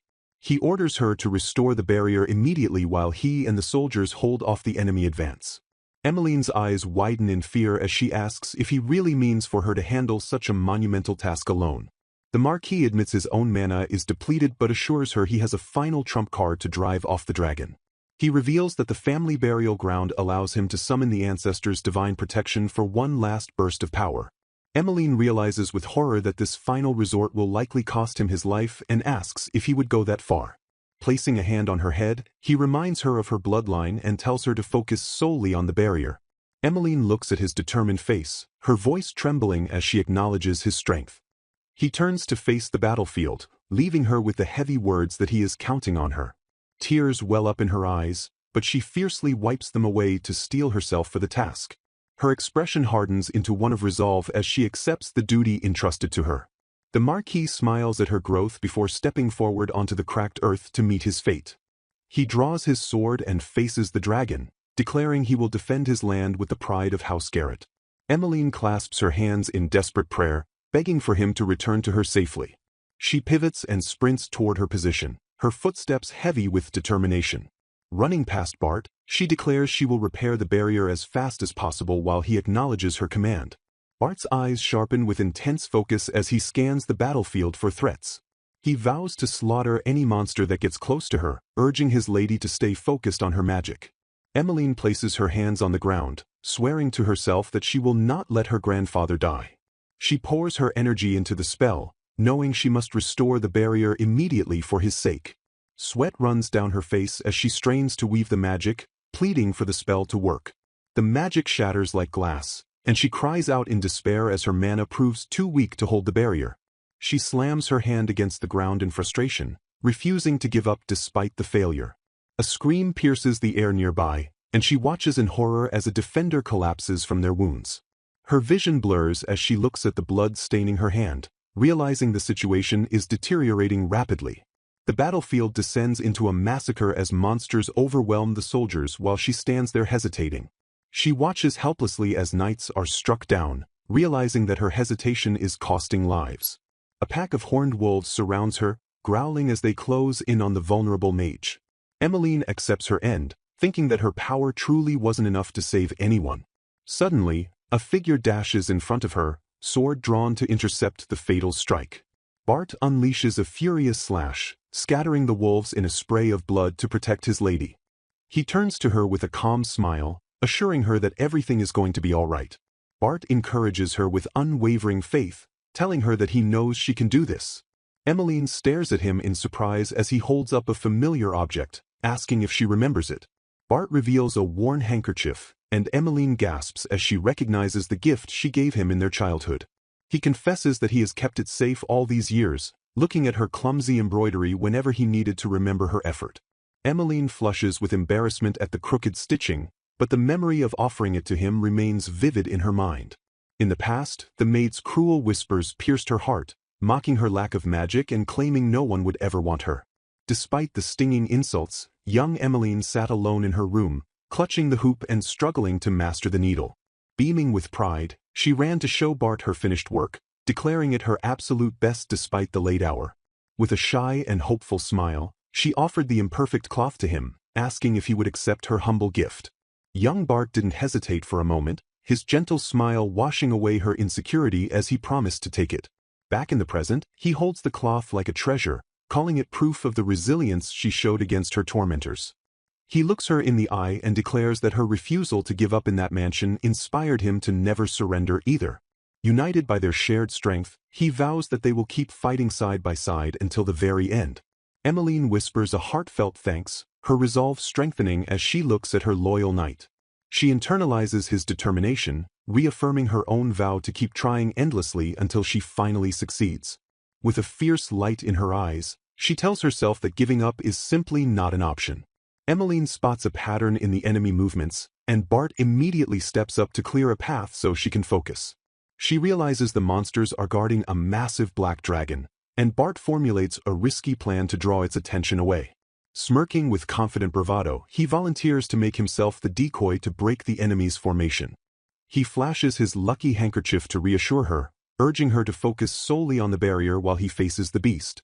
A massive shadow strikes with blinding speed, cutting through the air with lethal intent. Bart shoves Emmeline aside in a desperate lunge, placing his own body directly in the path of the attack. The blow connects, leaving him paralyzed on the ground and wondering if this is truly the end. Bloodied but defiant, the Marquis calls upon the ancestors' blessing, refusing to let his children fall to the beast. He screams for Bart to stand as the colossal black dragon looms over them, jaws gaping wide to devour them. A massive claw descends with crushing force, aiming to obliterate the fallen knight in a single strike. The dragon lunges with a terrifying roar, closing the distance to Bart, who lies helpless on the ground. Emmeline watches in paralyzed horror as the beast strikes, her scream tearing through the chaos. The monster prepares the finishing blow, and Bart lies motionless as death approaches in a flash of scales. Desperation explodes from Emmeline as she screams for the creature to stop with every ounce of her being. A cataclysmic burst of light erupts from her, blasting the monster's back and flooding the ruins with overwhelming power. A blinding light erupts from Emmeline's position, shocking the Marquis as the battlefield is bathed in sudden brilliance. Emmeline is bewildered by the source of the glow, realizing with confusion that it is pulsating from her own pocket. She pulls out the object and gasps, instantly recognizing the earrings she used to wear back at the estate. The earrings float from her hands, intensifying in brightness as a massive surge of energy builds up around them. Pure magic overflows into her body, a sensation of limitless power coursing through her veins like never before. Gritting her teeth, she realizes that with this overwhelming power, she can finally achieve the impossible task. She slams her hands down, pleading for success as she channels every ounce of energy into the spell. Emmeline screams for the barrier to return to its full strength, unleashing a massive shockwave of light. The shattered sky begins to mend as the magical dome reconstructs itself with blinding speed. A massive wave of light sweeps across the land, repairing the defenses and pushing back the darkness. The Marquis and Emmeline watch in awe as the massive rift in the sky is sealed shut by the restoration. As the light fades, the earrings shatter into dust, their purpose finally fulfilled with a quiet sound. The soldiers look around in stunned silence as the terrifying horde of monsters begins to disintegrate before their eyes. Emmeline collapses to her knees, her legs giving out now that the adrenaline has faded and the deed is done. Tears of relief fill her eyes as she clasps her hands, grateful that she finally succeeded in restoring the barrier. Bart rushes to her side in a panic, checking her for injuries while frantically shouting her name. He looks out at the battlefield, stunned to see the black dragon and its army turning to ash. Realization hits him that the blinding light earlier was Emmeline's doing, and he asks in shock what on earth happened. The Marquis approaches them, completely healed, and asks if Emmeline is injured anywhere. He notes with astonishment that his own severe wounds have vanished without a trace. The barrier's light not only purged the monsters but also miraculously healed every wounded soldier on the field. The Marquis praises Emmeline, admitting he has never seen such a powerful barrier in all his life. Emmeline shakes her head humbly, explaining that this strength did not truly belong to her. She reveals the source was the earrings her father gave her, which she thought were just to seal her magic. The Marquis realizes the truth, noting that they were far more than simple sealing charms. He explains that the stones were vessels designed to absorb and store her magical energy over time. Years of accumulated power were released all at once to create that miracle, leaving nothing behind. Emmeline is puzzled, recalling that she had definitely left the earrings behind at the manor before leaving. She suspects the spirits were responsible, and the Marquis agrees that the little ones likely intervened. She imagines the spirits sneaking the earrings into her pocket, wanting to ensure she was protected. A spirit butterfly flutters past as she whispers an acknowledgement of their silent help. She smiles gently at the spirit, thanking them for always watching over her even when she couldn't see. Emmeline reflects that her magic was being stored safely all those years she felt alone and powerless. She turns to Bart, declaring with a smile that her miserable life at the Cresswell estate wasn't in vain. She realizes that all those silent, lonely days were actually a preparation for this very moment. Her eyes shine with resolve as she says it was all so she could protect everyone here today. Bart places a hand over his heart, swearing a solemn oath never to let her suffer again. He kneels before her, vowing to dedicate his entire life to protecting her from this day forth. Emmeline blushes and thanks him softly, touched by his unwavering devotion. The Marquis watches the pair with a knowing look, seeing the deep bond that has formed between them. Emmeline heads to the manor with her grandfather, ready to announce their hard-won victory to the household. The soldiers erupt in cheers as she returns, praising her for the miracle of restoring the barrier. Emmeline is overcome with emotion, realizing that she has truly succeeded in protecting the land and its people. A newfound confidence swells within her as she recognizes her power to make a real difference. Days later she is back on the battlefield, unleashing her magic to drive back a pack of vicious wolves. The soldiers celebrate as the monsters on their flank are successfully cleared out. Grandfather warns that they must be thorough, as even a single escaped monster poses a danger. He frets over a scratch on her hand, but she insists on helping to save her healing magic for the soldiers. Grasping his hand, she insists on helping, admitting that their support gives her the confidence to fight. The soldiers watch in awe as she heals them, touched by her immense power and gentle kindness. They whisper among themselves, admiring how she never hesitates to use her magic for common soldiers. Reverence fills their voices as they bestow upon her the title of the Saint of Garrett. Grandfather teases her about her new nickname while the men rally to give their all for their saint. He beams with pride, declaring that he can finally rest easy knowing the title of Marquis will pass to her. He teases that he hasn't grown old yet, declaring his next duty is to find her a suitable husband. Emmeline flushes at the mention of marriage, but the moment is cut short by a report of a new monster wave. Her gaze drifts to Bart as she silently admits there is only one person she truly desires. Bart notices her staring and asks if something is wrong, causing her to quickly look away in embarrassment. He smiles warmly and follows her lead, reaffirming his dedication as they head back into the fray. Emmeline shakes off her romantic thoughts, deciding that the battlefield is no place for such distractions. The battle ends and night falls over the estate, casting a peaceful silence over the manor. Alma welcomes them back with a warm smile, praising Emmeline for her great efforts. Emmeline humbly deflects the praise to Bart, explaining that his diversionary tactics allow her to focus on magic. Bart smiles gently, expressing his deep satisfaction in finding a true purpose by her side. Emmeline's heart skips a beat as she struggles to voice the feelings swelling in her chest. She looks at him with longing, wondering if he sees her as anything more than just his master. Pushing down her uncertainty, she smiles and tells him she will be counting on him from now on. Bart bows faithfully, promising to always be there for her without a moment's hesitation. Later in her room, she lets out a heavy sigh, the weight of her unrequited feelings pressing down on her. She laments to herself, terrified that their relationship is destined to remain strictly professional. Her gloomy thoughts are interrupted as Alma gently calls out to her. The maid enters with a comforting cup of her favorite herbal tea to soothe her spirits. Emmeline accepts the cup with a grateful smile, the rich aroma helping to calm her racing mind. They gaze out the window together, admiring the brilliance of the stars in the clear night sky. Emmeline decides there is no need to rush, content to bask in what feels like the happiest time of her life. Society in the royal capital buzzes with malicious gossip, mocking Damien for striking his fiancée and getting dumped. Damien seethes in humiliated rage, cursing Emmeline's name and vowing revenge for his ruined reputation. Gossip spreads like wildfire through the royal capital as nobles whisper in disbelief about the so-called incompetent Lady Emmeline. Rumors run wild that she fought alongside the Marquis and single-handedly restored the broken barrier against the monster horde. Public opinion flips instantly as she is hailed as the Saint of Garrett, while a certain noble seethes with jealousy at the news.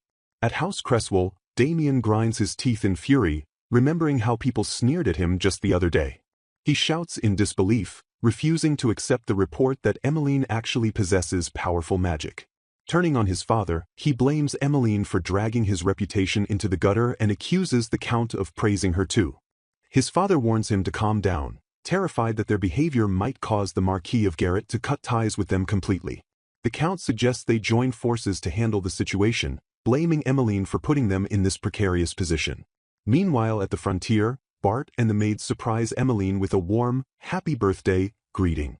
Emmeline gasps in pure delight, her eyes widening as she takes in the festive scene before her. Bart stands with a gentle smile, offering his heartfelt congratulations to his lady. Musicians play lively tunes while a lavish feast awaits on the table, setting a joyous atmosphere.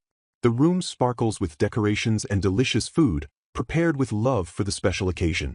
Emmeline clutches her chest in confusion, asking what all this is for as the maids explain they wanted to celebrate together. The cook smiles warmly, telling her that they did this simply because everyone loves her dearly. Tears well up in Emmeline's eyes as the sincerity of their affection touches her heart deeply. She recalls her past at House Cresswell, admitting to herself that she used to hate birthdays. Back then, no one in her family cared, and she relied solely on Bart and Alma for any celebration. She remembers walking the cold halls, feeling every ounce of her father and stepmother's indifference. Snapping back to the present, she thanks her new family, realizing how different and warm her life is now.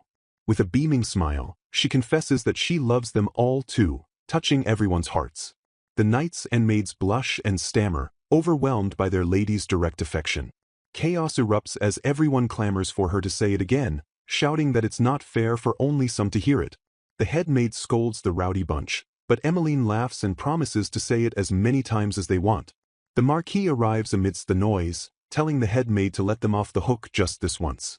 Emmeline curtsies and thanks her grandfather, assuring him that the lively party was hardly a hassle. The Marquis looks around with nostalgia, noting that it has been a long time since the manor was this lively. A shadow crosses his face as he admits there haven't been many occasions to celebrate since his wife and children passed. Emmeline looks at him with empathy, acknowledging the truth of his lonely years. She watches him ascend the stairs, realizing that her grandfather must have been incredibly lonely in this huge manor. She reaches out and takes his hand, making a silent but firm promise to stay by his side. The magical butterflies flutter around them, sealing the moment of connection between grandfather and granddaughter. The Marquis smiles, calling himself a lucky man and vowing that she will never feel alone again under his care. He pats her head gently, and Emmeline closes her eyes, thanking him for his kindness. He announces that he has prepared a special gift for her and will bring it to her room later.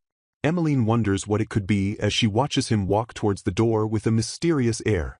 Later in her room, the Marquis presents a box, stating he wishes to bestow this special item upon her.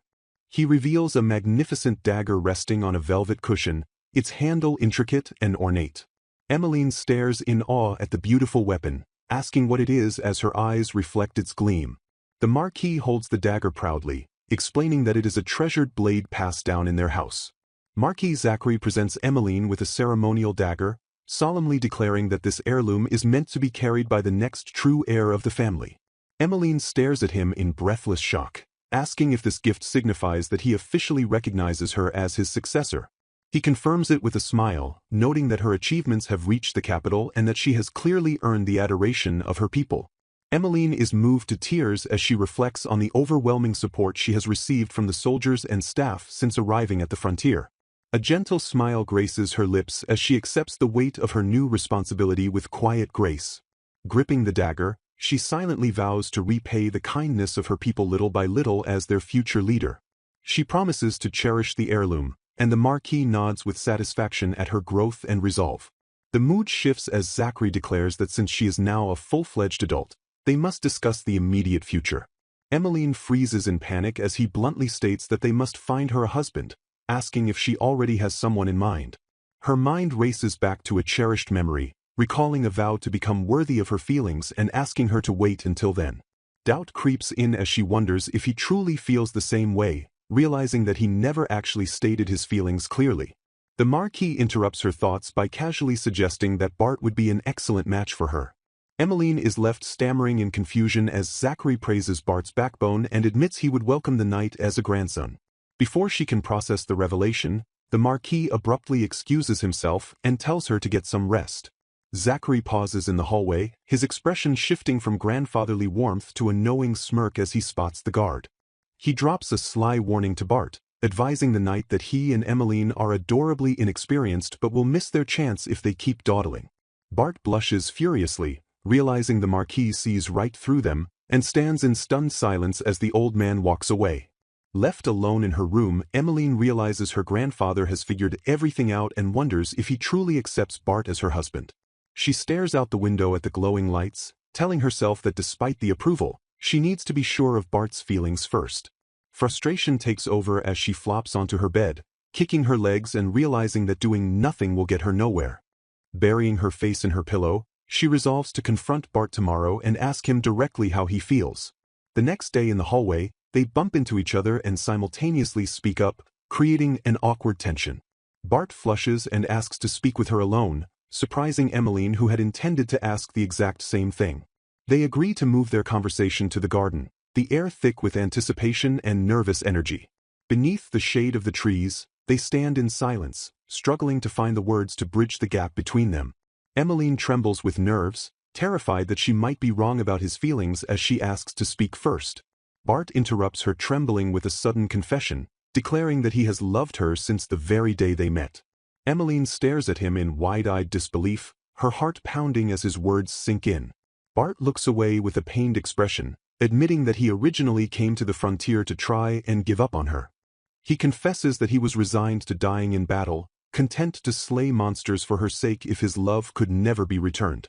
He turns to face her, his gaze intense as he points out that her decision to chase after him changed everything. He glances down at the grass, admitting that despite knowing he was far beneath her station, her presence gave him hope. A soft smile touches his lips as he tells her that simply being near her made him happier than he could have imagined.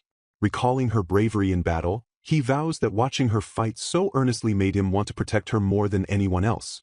Bart takes a breath and looks her in the eye, stammering slightly as he asks if he is allowed to ask for more. With absolute conviction, he asks Emmeline to marry him, bridging the gap between knight and master once and for all. Emmeline is overwhelmed with emotion, realizing that Bart has saved her in more ways than she can count. Tears stream down her face as she realizes this is the moment she had always dreamed of but never dared to expect. She beams with pure joy and shouts her answer, confessing that she loves him too. Bart stands frozen for a moment, stunned by the intensity of her response and the realization of his dream. They close the distance between them, the world fading away as they finally embrace. Bart gently holds her face and they share a tender kiss, sealing their promise under the light of the sun. Bart embraces Emmeline warmly, whispering her name as she gasps in surprise at the sudden intimacy. He smiles with pure affection, admitting that this moment truly feels like a dream come true. Emmeline is stunned by his rare expression, but he interrupts her thoughts to ask if she noticed he used her given name. Bart gazes at her intensely, asking for permission to continue calling her by her name from now on. He brings his hand to his lips in thought, reasoning that such familiarity is natural because they are now lovers. Emmeline stammers in embarrassment but happily agrees, repeating the word, lovers, with a blush. Bart suggests she drop the formal speech as well, but cuts the moment short when she sneezes from the cold. He takes her hand to warm it, gently suggesting they head back inside before she catches a chill. Emmeline focuses on the sensation of his hand, feeling his warmth seep into her. She realizes with a fluttering heart that this is the first time they have ever walked while holding hands. Bart agrees instantly when she shyly asks if they can take little walks like this sometimes in the future. Emmeline smiles to herself, realizing that she no longer has to hold back her feelings. She feels a profound sense of freedom, knowing she can finally be with Bart forever. Later in the library, Bart formally asks the Marquis for permission to marry Emmeline. The Marquis laughs heartily and embraces Bart, declaring there is no world where he wouldn't approve of the match. He explains that they must first get the king's consent and suggests starting the preparations immediately. The Marquis adds that they must inform the people, certain that the territory will be overjoyed by the news. Bart suddenly falls silent with a troubled look, prompting Emmeline to ask him what is wrong. He states firmly that while his feelings for her are second to none, doubt still lingers in his mind. Bart questions his own worthiness, wondering if a man of his status is truly fit to marry her. The Marquis reminds him that he has protected Emmeline without fail ever since their days at House Cresswell. He points directly at the knight, declaring that Bart is the only one capable of making her truly happy. Bart is struck by their confidence in him, chiding himself for losing heart when they recognize him so clearly. He decides to accept their words deeply, realizing he was the one lacking resolve. With renewed determination, Bart turns to Emmeline and extends his hand toward her. He swears a solemn oath to protect her and ensure her happiness for the rest of his life. Emmeline places her hand in his, promising that they will face and overcome whatever comes together. She whispers her thanks, her eyes filled with trust and love for him. Gossip spreads joyfully through the town as people celebrate the romance between the saint and her guard knight. Alma teases Bart in the hallway, warning him that he better keep their lady happy.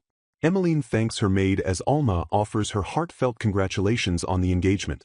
Surrounded by flowers and smiles, Emmeline feels overwhelmed by the blessing of everyone around them. 1 month later, the atmosphere turns tense as Emmeline asks the Marquis if there is still no news. The Marquis sits grimly at his desk, confirming that there has been absolutely no reply from the king regarding the marriage. Emmeline is stricken with anxiety, unable to understand why the approval is being withheld. She begins to panic, terrified that her dream of being with Bart is being threatened just when it seemed real. Bart steps in to comfort her, holding her close to steady her trembling. The Marquis instructs them to remain calm, promising to travel to the capital to petition in person if necessary. Emmeline nods obediently, trying to find strength in her grandfather's plan. Bart holds her silently, his expression dark as he contemplates the silence from the capital. Emmeline sits alone in the oppressive silence of her room, unable to shake the gnawing fear that something is wrong. She gazes at Bart's back in her imagination, terrified that their difference in status has finally created an unbridgeable wall. A chilling thought grips her that even the king might look down with disdain upon a class-mixed marriage. Staring into the mirror, she forces herself to be bright and cheerful so that her gloom does not burden Bart. She closes her eyes in fervent prayer, begging the spirits to let their marriage be approved. Bart walks heavily through the courtyard, the lack of an answer from the capital weighing like lead in his boots. 2 guards gossip by the gate, sharing the rumor that the king has refused to grant permission for the wedding. They openly question if a commoner with no political backing can truly support the future head of the marquis. Since Emmeline is a beloved saint, they conclude that the public's suspicion naturally falls on her unworthy spouse. Bart overhears their cruel whispers and realizes that even with approval, his presence will only tarnish her reputation. Fury and resolve clash within him as he swears to himself that he will not be the one to drag her down. Desperate and cornered, he asks himself what a man without power can possibly do to save her from disgrace. He approaches Emmeline with a forced smile, proposing they hold the wedding on the frontier instead of the capital. Emmeline clasps her hands in delight, happy that he wants to plan ahead even if it seems a bit early. Her smile falters when she asks if it is too soon, confused by the sudden shift in his demeanor. Bart turns his back on her, coldly reminding her that they still do not actually have permission to marry. He walks away leaving a trail of ice, apologizing distantly while Emmeline stands frozen in confusion. Alone again, she wonders if her status makes his life painful and if she is pushing him too hard. She clutches her chest and suppresses the rising panic, telling herself they have overcome worse and will survive this too. A sudden noise at the gate interrupts her spiraling thoughts, drawing her attention to the entrance. Alma stands at the gate trying to block the intruders, complaining loudly about the disturbance. Emmeline stops dead in her tracks, her eyes widening in horror as she realizes who has arrived. Ignoring Alma's desperate cries to stop, she sprints toward the gate to confront the unwanted visitors. She slides to a halt before the intruders, demanding to know what business they could possibly have here. Her nightmare comes to life as her father and Lord Damien stand before her, crossing their arms with arrogant smirks. Emmeline is shocked to see her father and Lord Damien standing together at the frontier, demanding to know why they are here. Damien sneers at her with a condescending smile, calling her a foolish woman for deciding to marry Bart. She coldly tells them to leave immediately if they have no business there, stating this has nothing to do with them. Damien stops her by offering to reveal the real reason why His Majesty has not approved her marriage yet. Emmeline freezes in surprise, her eyes widening as the mention of the king's decision catches her off guard. Damien suggests they move the conversation inside the manor, warning that there are too many prying eyes out here. Emmeline feels a bad premonition but decides she must hear them out if they truly know something. She instructs Alma to show the guests to the parlor, steeling herself for whatever is about to happen. Once tea is served, Damien declares he will be blunt about the purpose of their visit. Her father delivers the devastating news that she absolutely cannot marry Bart. Emmeline grips her dress tightly, telling herself to stay calm because panicking would play right into his hands. She argues that there are precedents for commoners marrying into the nobility and her grandfather has already given his blessing. Damien slams his hand on the table, shouting at her to stop with the long-winded drivel. He yells that he cannot fathom why anyone would lower themselves to marry the likes of a servant. A twisted realization strikes Damien, and he smirks as he claims to understand her motivation. He disgustingly implies that she must turn into a different, lewd woman in bed to want such a man. Damien insults her further by remarking that even trash might have some use after all. Emmeline trembles with fury, wondering how far this man intends to go to insult her dignity. Damien announces he will tell them the truth to put the insolent mutt in his place. He drops the bombshell revelation that Bart is actually her half-brother. Emmeline stares in blank disbelief, unable to process the words and asking him to repeat himself. Her father claims that he also only learned of this fact recently. He confesses that in his youth, before marrying her mother, he practiced by forcing himself on a maid. He reveals that the maid disappeared afterward but was apparently pregnant with Bart at the time. Emmeline stammers in denial, refusing to believe such a convenient and horrible lie. Damien grins maliciously, pointing out that siblings cannot marry and the king would never grant permission for incest. Her father adds coldly that she should have just listened to him from the start. Emmeline calls him ridiculous, appalled that he took no responsibility for forcing himself on a woman and abandoning his child. She clenches her fist, demanding to know if he feels absolutely no shame standing before his children now. Her father dismisses her anger, arrogantly stating that she is the foolish one for questioning him. Emmeline recalls with bitterness how her father always appears to take everything away whenever she finally looks happy. Tears stream down her face as she asks why he goes this far just to sabotage her happiness. Damien interrupts to say that is exactly why he is here, dismissing the assault on the maid as common behavior for nobles. He lifts her chin and offers to save her from the filth of marrying her brother by marrying him instead. He demands she cede the future Margit to him in exchange for his forgiveness and protection. Emmeline glares at him with intense hatred, vowing that she will not let his scheme slide. The Marquis intervenes, questioning if they have any actual proof beyond their own convenient story. He accuses them of fabricating the entire lie just to force Emmeline into an unwanted marriage with Damien. Damien scoffs at the accusation, warning the Marquis to be careful about what he says to them. He silences the room by revealing a letter sealed with the royal crest, asking if they recognize the king's authority. Count Bonham drops a bombshell report, revealing he had the fourth prince investigate a blood tie between himself and Bart. He smugly explains that the Royal Intelligence Network confirmed the connection, identifying Bart as his biological son. Marquis Garrett realizes Damien pulled strings with the fourth prince to orchestrate this cruel revelation. The Marquis defends Emmeline's right to choose, but grimly admits they cannot ignore a claim backed by royalty. Bonham sneers that he will not tolerate their defiance, agreeing to leave only because his damage is done. The intruders depart, leaving a trail of shattered peace as the door closes behind them. Grandfather turns to the frozen couple, his expression heavy with the weight of the situation. He reaches out to steady Emmeline, his voice cutting through the shock to offer comfort. Advising against rash decisions, he gently orders her to get some rest and process the news. A suffocating silence hangs between Bart and Emmeline as the reality of the accusations sinks in. Alone in her room, Emmeline grips the furniture, her mind violently rejecting the idea that they are siblings. She tries to rationalize his past protectiveness as brotherly, but her heart refuses to accept it. Collapsing onto the bed, she covers her mouth and admits that her love for him is far deeper than family. She stares at the ceiling in despair, realizing she cannot simply switch off her romantic feelings. A sudden knock jolts her from her misery, drawing her attention to the closed door. She opens it to find Bart standing there, his expression dark and filled with urgent resolve. He steps into the room, locking eyes with her as the tension in the air spikes. Bart clenches his fist and declares he has a truth she needs to hear, no matter the consequences. Emmeline gasps in confusion, clutching her brooch as the weight of the situation settles upon her. Bart stands before her looking visibly weighed down, his expression dark and troubled. Emmeline worries about his silence, realizing the rumor of them being siblings is tormenting him. She fears he has come to end their relationship, terrified he will say they can no longer be lovers. Bart attempts to retreat, politely suggesting that she must be tired and should rest for the night. He asks for forgiveness for his lack of consideration and turns to leave the room. Emmeline calls out to stop him, panic rising as she feels he is about to abandon her just like before. She demands that he tell her exactly what is on his mind, refusing to let him walk away in silence. Bart agrees quietly, and the scene shifts as they move to a more private space to talk. They enter the room, the heavy atmosphere following them as the door closes. Bart stares out the window into the night, admitting he doesn't even know what face to make right now. He confesses that he still cannot bring himself to believe that they are actually siblings. Emmeline agrees softly, stating that she shares his disbelief regarding their alleged blood relation.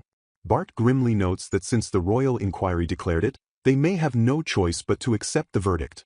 He clenches his hand on the railing, acknowledging that they cannot deny a royal finding without definite evidence. Bart explains that he has always viewed her as someone precious whom he must protect at all costs. He admits that, in a way, one could say he thought of her like a younger sister to protect. Emmeline freezes at his words, her heart sinking at the implication of a familial bond. Bart questions himself, wondering if that means he is willing to accept living as her brother. He abruptly stops that train of thought, his expression hardening as he rejects the idea immediately. He realizes that if they were siblings, she would eventually marry someone else and walk a different path.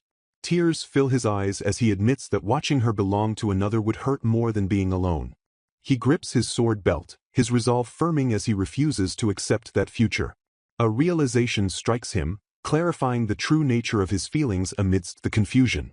He clenches his fist, understanding with certainty that he has never once looked at her as a sister. He gazes at her with intense longing, confessing that he has always wanted to touch, hold, and kiss her. He embraces the truth of his desires, finally accepting that his feelings are far from platonic.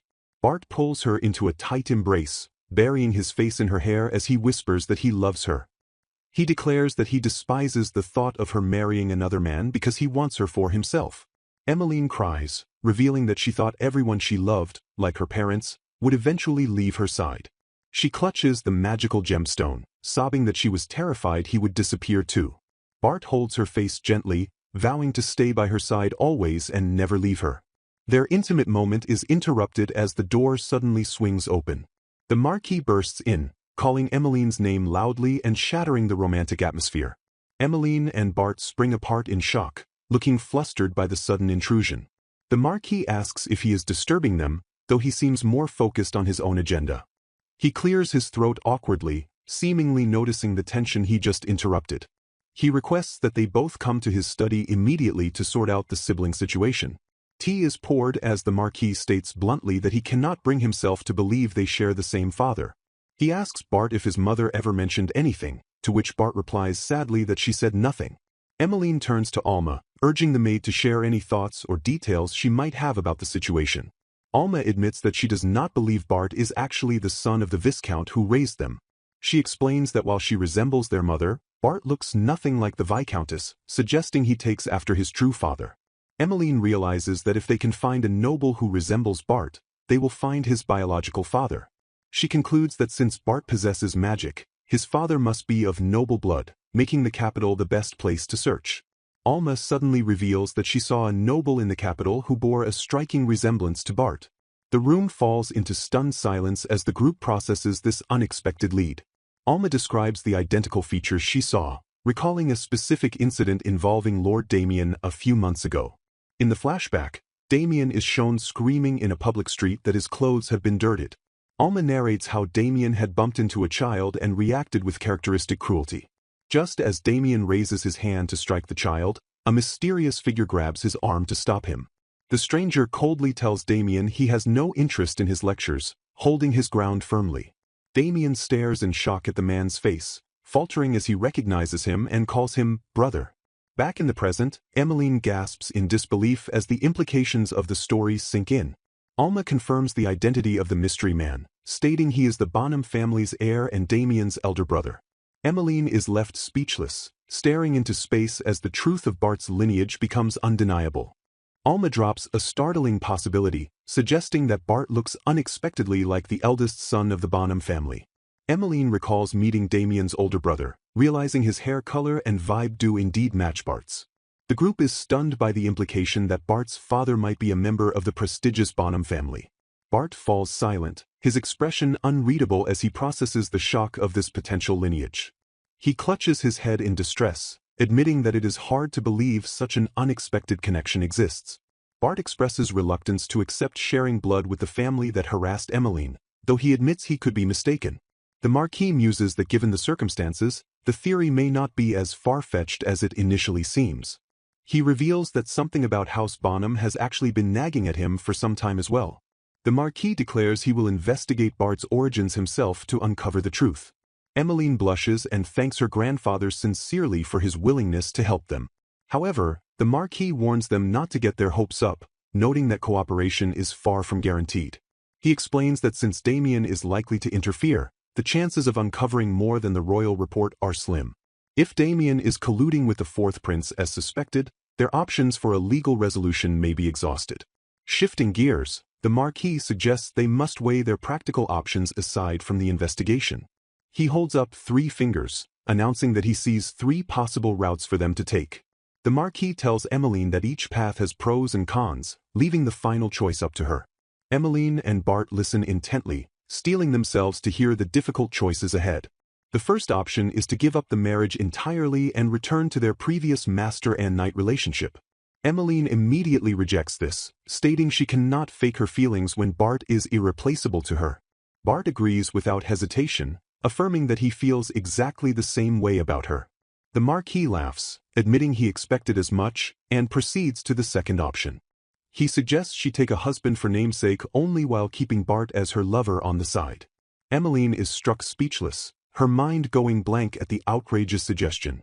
She demands to know what on earth her grandfather is saying, completely baffled by the idea. Emmeline vehemently refuses to make Bart a side lover, while the Marquis argues it is common noble practice. He explains that many nobles who cannot marry their true love quietly accept this arrangement to be together. The Marquis points out that while not ideal, it would still allow them to spend their lives together. Emmeline is horrified, thinking that she despises the idea of marrying anyone other than Bart. She argues that forcing Bart to live in the shadows would cause him to be scorned by society. Bart suddenly interrupts, asking if he may ask a question regarding that scenario. He asks if his presence in the estate as a lover would bring trouble upon the Marquis. The Marquis admits it would be difficult to arrange, leaving Emmeline shocked by Bart's line of questioning. Bart declares that if becoming a lover is what it takes to stay by her side, he is willing to accept it. Emmeline gasps, staring at him in disbelief as he voices his resolve to endure the stigma. He states firmly that nothing matters more to him than Lady Emmeline's happiness. Emmeline clasps her hands, overwhelmed by the realization that he cares for her deeply enough to sacrifice his pride. She trembles, touched by his devotion but knowing deep down that something is wrong. With a pained expression, she tells him clearly that such an arrangement would not make her happy. Emmeline refuses any happiness bought with his sacrifice, reminding him that he was the one who supported her when she was shunned. The Marquis watches them with a gentle smile, telling them there is no need to rush their decision just yet. The Marquis holds up 3 fingers to command their attention, announcing that a critical third option exists to solve their dilemma. He reveals a solution powerful enough to overturn the royal inquiry, offering a definitive test to verify their true blood relation. His expression turns grave as he issues a final warning, stating clearly that once they begin, there is no turning back. He explains the devastating consequences, warning that if they are siblings, they can never be lovers or even master and servant again. Despite the risk of losing everything, he asks if they still want the truth, and Emmeline quietly affirms that she does. Doubt lingers in her mind as she looks away, terrified by the possibility that the rumors might actually be true. Bart reaches out silently, his hand sliding over hers to interrupt her spiraling thoughts. He squeezes her hand tightly, his touch offering a silent promise of support that pulls her back from despair. Emmeline's eyes light up with renewed conviction, her fear vanishing as she realizes she is ready to face the truth. She turns to her grandfather and declares that she will pursue even the smallest sliver of hope for a future with Bart. Clasping hands, they stand united against the world, declaring that they are no longer afraid of the outcome. The Marquis smiles with deep satisfaction, praising their courage and accepting their resolve. Emmeline asks what must be done, and he admits the method is difficult but the only way to prove their lineage. He reveals they must undergo a high-stakes appraisal at the temple, supervised by the very royals who doubt them. The Marquis reveals the final remaining option to verify their blood ties is an official appraisal at the temple. He explains that a specific magic exists to test blood kinship in cases where a great magical line faces extinction. Since the market is required to appraise newborns, Emmeline realizes she underwent this rite as a child. However, she worries the priests won't take them seriously since they are mere nobles asking for the sake of marriage. Emmeline looks down in despair, fearing that even this path to the truth might be closed to them.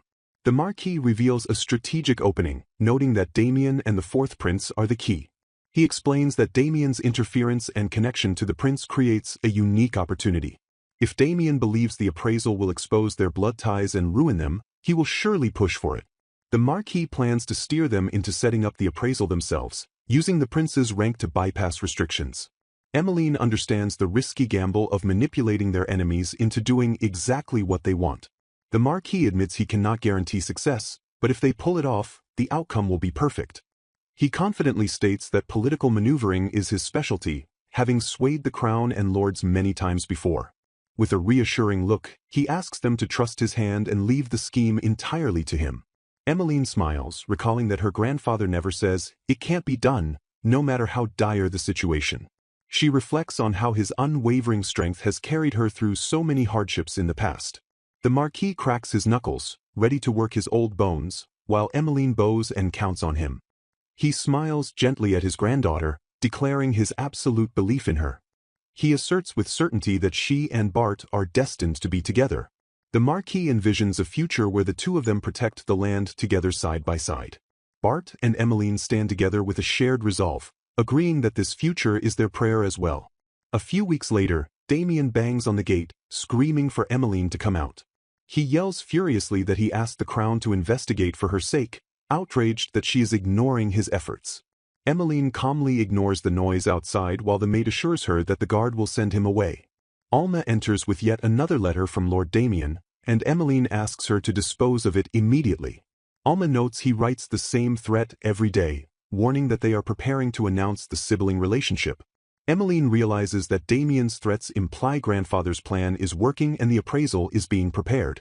She decides to welcome this development, resolving to keep her head steady and wait for their chance. However, a shadow of anxiety crosses her face as the weight of the waiting game takes its toll. Alma suddenly squeezes her hand tight, sensing her lady's silent distress. She calls out to her lady, drawing Emmeline's attention away from her dark thoughts. Alma performs a small gesture with her hands, casting a playful or comforting spell. She looks into Emmeline's eyes and pleads with her not to carry this heavy burden alone. Alma reminds her that she is by her side and urges her to speak without holding anything back. Emmeline tries to brush it off, but Alma interrupts to ask if she may share a secret of her own. With a serious expression, Alma confesses that she has been secretly getting back at Lord Damien. She explains that she reached her limit seeing him send letters day after day without caring for Emmeline's feelings. Alma reveals that whenever she disposes of the letters, she spends an hour praying for Damien to face retribution. Emmeline bursts into laughter, amused by the idea of Alma casting a little spell of vengeance. Alma blushes, admitting she just wanted to protect her lady in her own way. Emmeline smiles brightly, thanking Alma for lifting her spirits when she was getting worn down. Emmeline sits with Alma, clarifying that her hesitation isn't because she has cold feet about the wedding. She reflects on her attempt to leave her past behind, having broken her engagement and said goodbye to her controlling father. Despair creeps in as she feels them chasing her, trying to steal the small happiness she has finally found. She admits her terrifying fear that the upcoming appraisal might actually confirm the lie that destroys her future. Alma firmly embraces her, cutting through the fear with a sharp denial that such a tragedy will ever happen. Tears well in Emmeline's eyes as Alma assures her that the entire market is praying for her happiness with all their hearts. Strengthened by their support, Emmeline wipes her tears and declares she will blow off this petty harassment. She resolves to be strong, refusing to let the malicious rumors dictate her life any longer. The next day, Hannah tries to bar the entry of the Viscount and his wife, only to be verbally abused and ordered aside. Emmeline descends the stairs with regal grace, confronting her father who demands she show herself. The Viscount explodes in rage, calling her an ungrateful child for treating her own parents with such disrespect. Emmeline silences him with a cold glare, activating her magic to assert her dominance and telling him to know his place. The Viscountess watches in stunned silence as the once docile girl stands up to them. Emmeline addresses Viscountess Cresswell directly, commanding her to be silent in the presence of her superior. She reminds them that as the sole named heir of House Garrett, her rank far exceeds that of a mere Viscount. Exercising her authority, she bans them from ever setting foot on the market grounds again. With a final icy command, she orders them to leave immediately. As they retreat in humiliation, she warns that she will not lift a finger to help them if anything happens. Watching them flee, she recalls with bitterness that they never once helped her when she was the one in need. Hannah and Bart rush to her side, praising her splendid display of authority and strength. The Marquis approaches them, having witnessed the entire confrontation with silent approval. He beams with pride, declaring that with her head held that high, he has no worries about her facing the temple. He reveals that the fourth prince has summoned them to conduct the appraisal, ordering a departure at dawn. Emmeline accepts the order with a fierce determination, ready to face the final trial. As the sun sets, she steels herself for the journey, knowing it is finally time to settle this once and for all. Arriving at the royal capital's temple, the group prepares for a momentous event that promises to finally reveal the truth of their lineage. A priest welcomes them inside, noting that their arrival was highly anticipated as they are led into the heart of the sacred grounds. Lady Emmeline stares ahead with quiet resolve, knowing the upcoming appraisal of blood will determine if she and Bart are truly siblings. Stepping toward the threshold, she offers a silent prayer that the proceedings will go well and grant her the clarity she seeks. The massive temple doors creak open to reveal a grand hall lined with noble spectators, their presence signaling the high stakes of this ritual. Emmeline immediately spots her father and stepmother among the crowd, their cold gazes adding to the mounting tension in the room. Nearby, Lord Damien's mother and his sister, Lady Cameron, watch with sharp interest as the group makes their way down the center aisle. Bart senses the hostile atmosphere and warns Emmeline to stay sharp, knowing they are surrounded by those who wish to see them fail. The surrounding nobles whisper venomous insults, questioning how a commoner could have the audacity to show his face in such a prestigious setting. Emmeline feels a familiar sense of dread as she encounters the same scornful looks that originally drove her away from the capital. Despite the weight of the collective judgment, she reminds herself of how much they have endured just to reach this pivotal moment. Her resolve remains unshaken by the petty gossip, for she carries an inner strength that will not waver over such superficial cruelty. Some onlookers are taken aback by her poise, murmuring that she truly lives up to her reputation as the saint of the frontier. The whispers shift toward Lady Emmeline's striking transformation, with guests noticing a newfound radiance that sets her apart from her past self. To the gathered nobility, she appears like an entirely different person, exuding a confidence and grace that they never expected to see again. A mocking voice cuts through the air, asking if they are feeling cocky as the group approaches the altar. Lord Damien steps forward with a smug grin, demanding to know if Emmeline even understands the gravity of her current situation. He reaches out a hand and arrogantly claims that no matter how foolish she has been, he would never dream of abandoning her. His expression turns dark and possessive as he stares her down with a chilling intensity. Damien leans in close to deliver a final ultimatum, insisting that she is fated to be with him regardless of her own desires. Emmeline stares back in disbelief, wondering where he could possibly find the confidence to make such delusional and unwanted claims. Bart steps between them with a cold stare, firmly ordering the outsider to step back and leave the lady alone. Shocked by the commoner's defiance, Damien snaps that this is a private matter of House Garrett that does not concern a mere guard. Emmeline turns away with total indifference, making it clear for the record that there isn't the slightest chance she would ever marry him. She tells Damien to grow up and stop acting like a willful child, urging him to finally accept the reality of their broken engagement. Furious at being dismissed, Damien's temper flares as he demands to know who she thinks she is to speak to him in such a manner. Bart places a protective hand near his sword and tells Damien to stand down, reinforcing that Lady Emmeline's words are final. The surrounding crowd shifts their mockery toward Damien, whispering about how pitiful and desperate he looks while groveling on the floor. Damien scoffs and retorts that soon it will be proven they are siblings, at which point they will both be begging for his mercy in tears. Unfazed by his threats, Emmeline tells him to say whatever he wants as she prepares to face the divine judgment.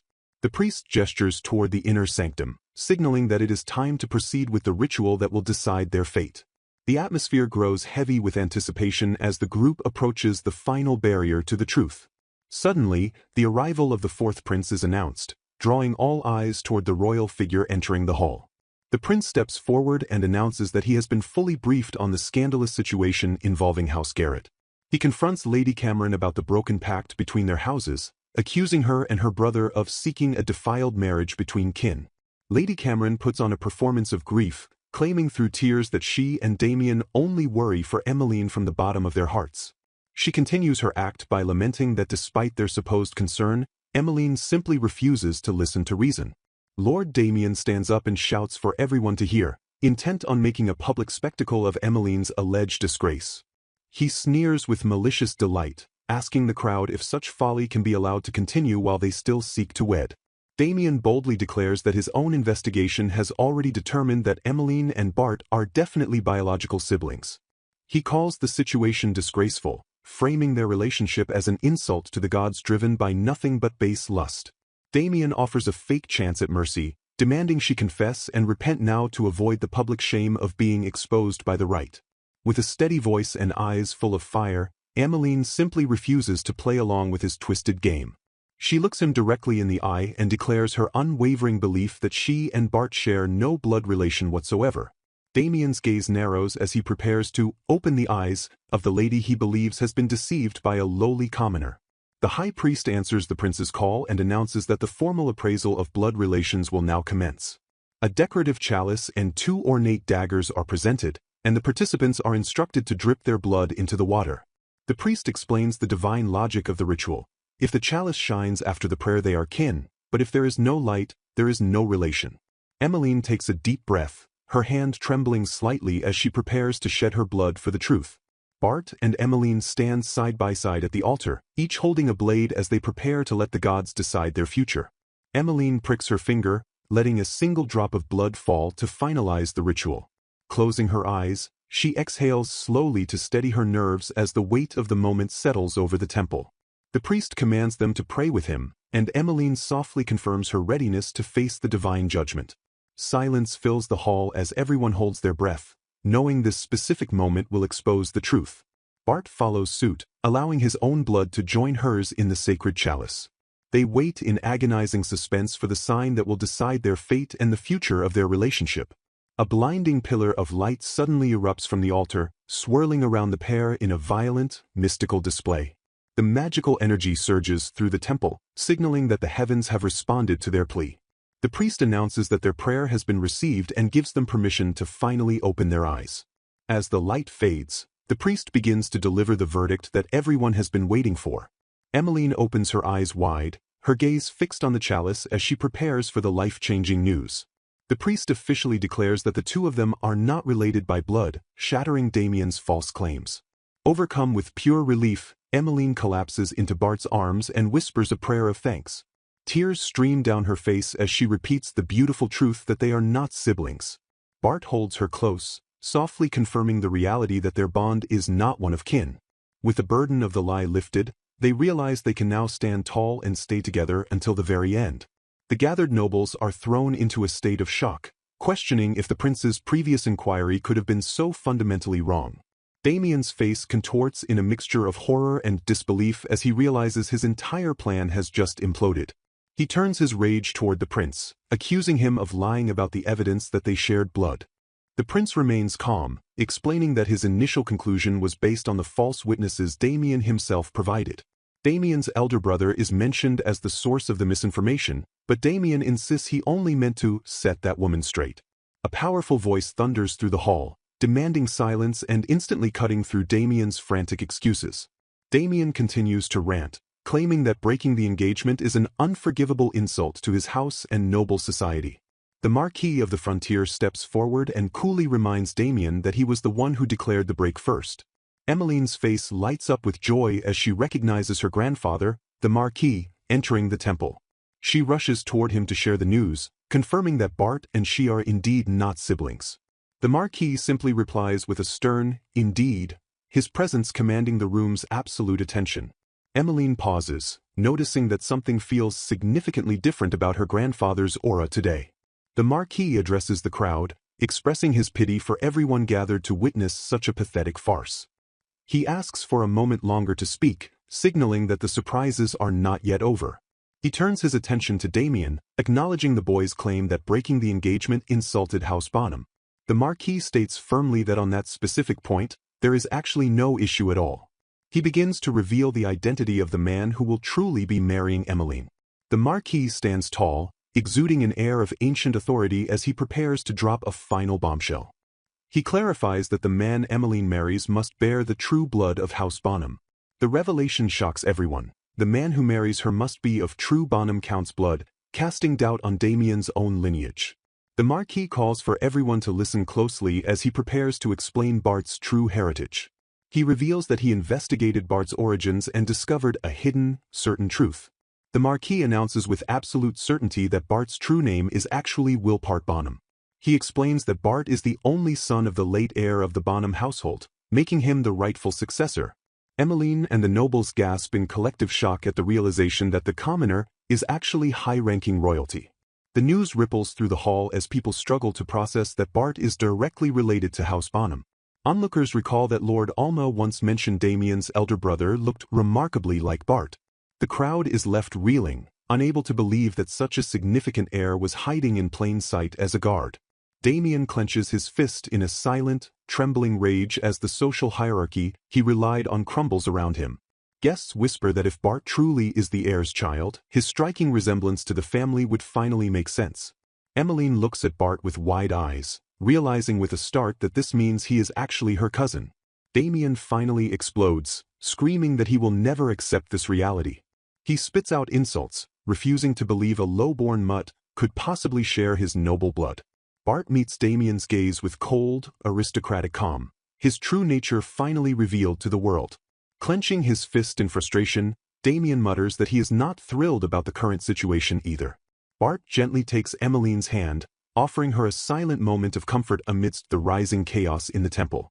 Emmeline gazes at Bart with a soft, trusting smile, feeling strengthened by his presence as the mystery of his birth unfolds.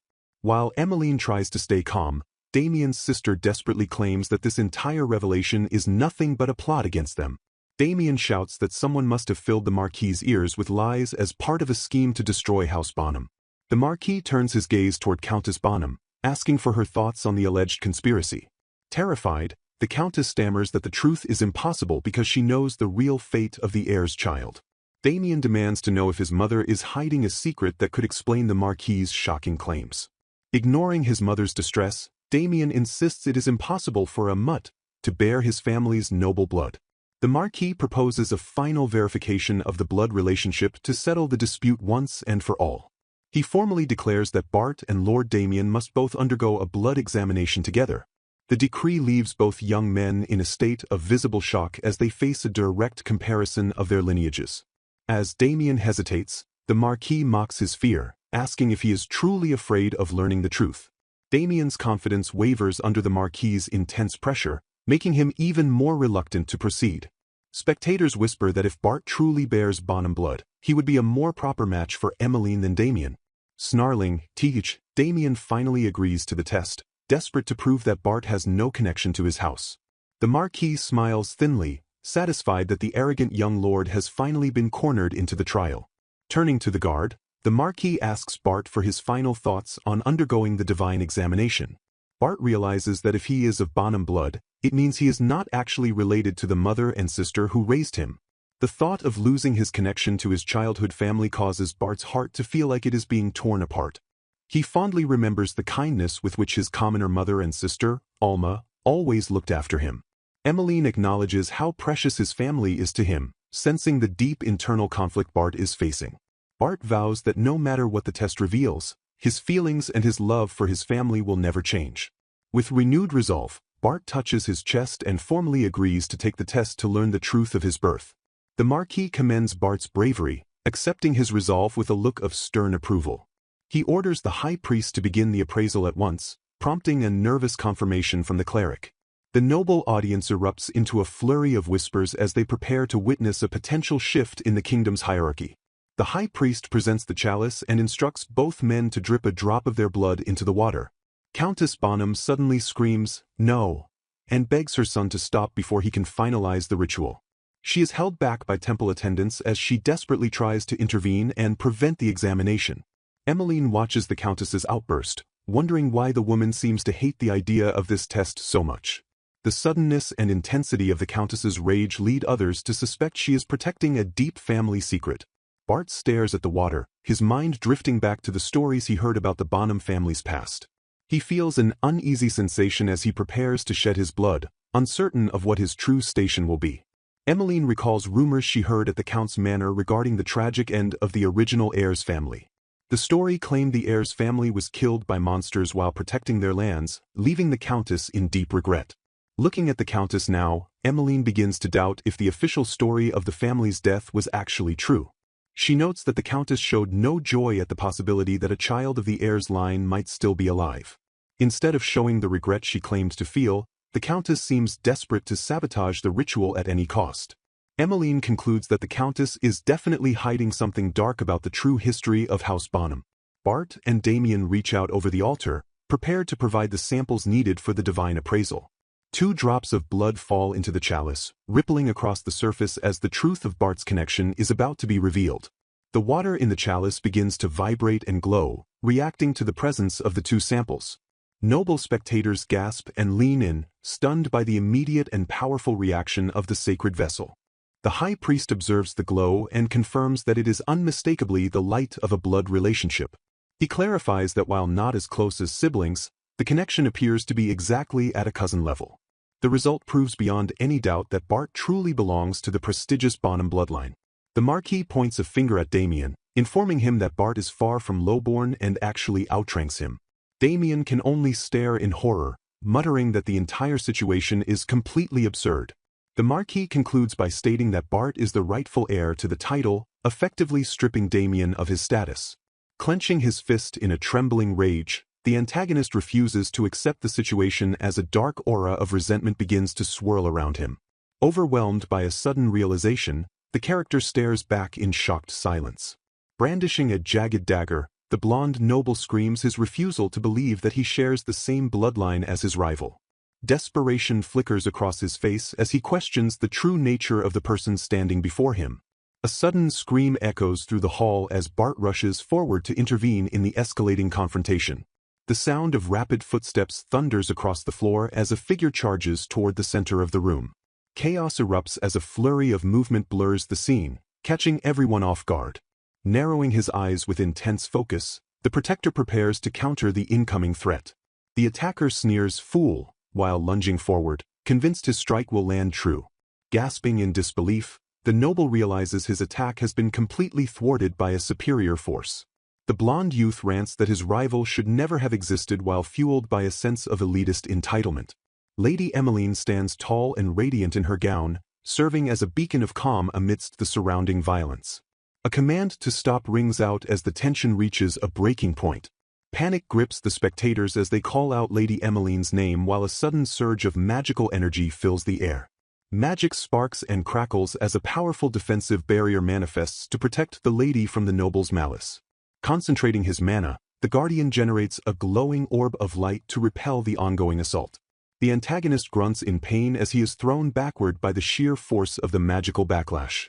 From a wide perspective, the hall is shown in disarray with the attacker sprawled on the floor and the lady shielded by light.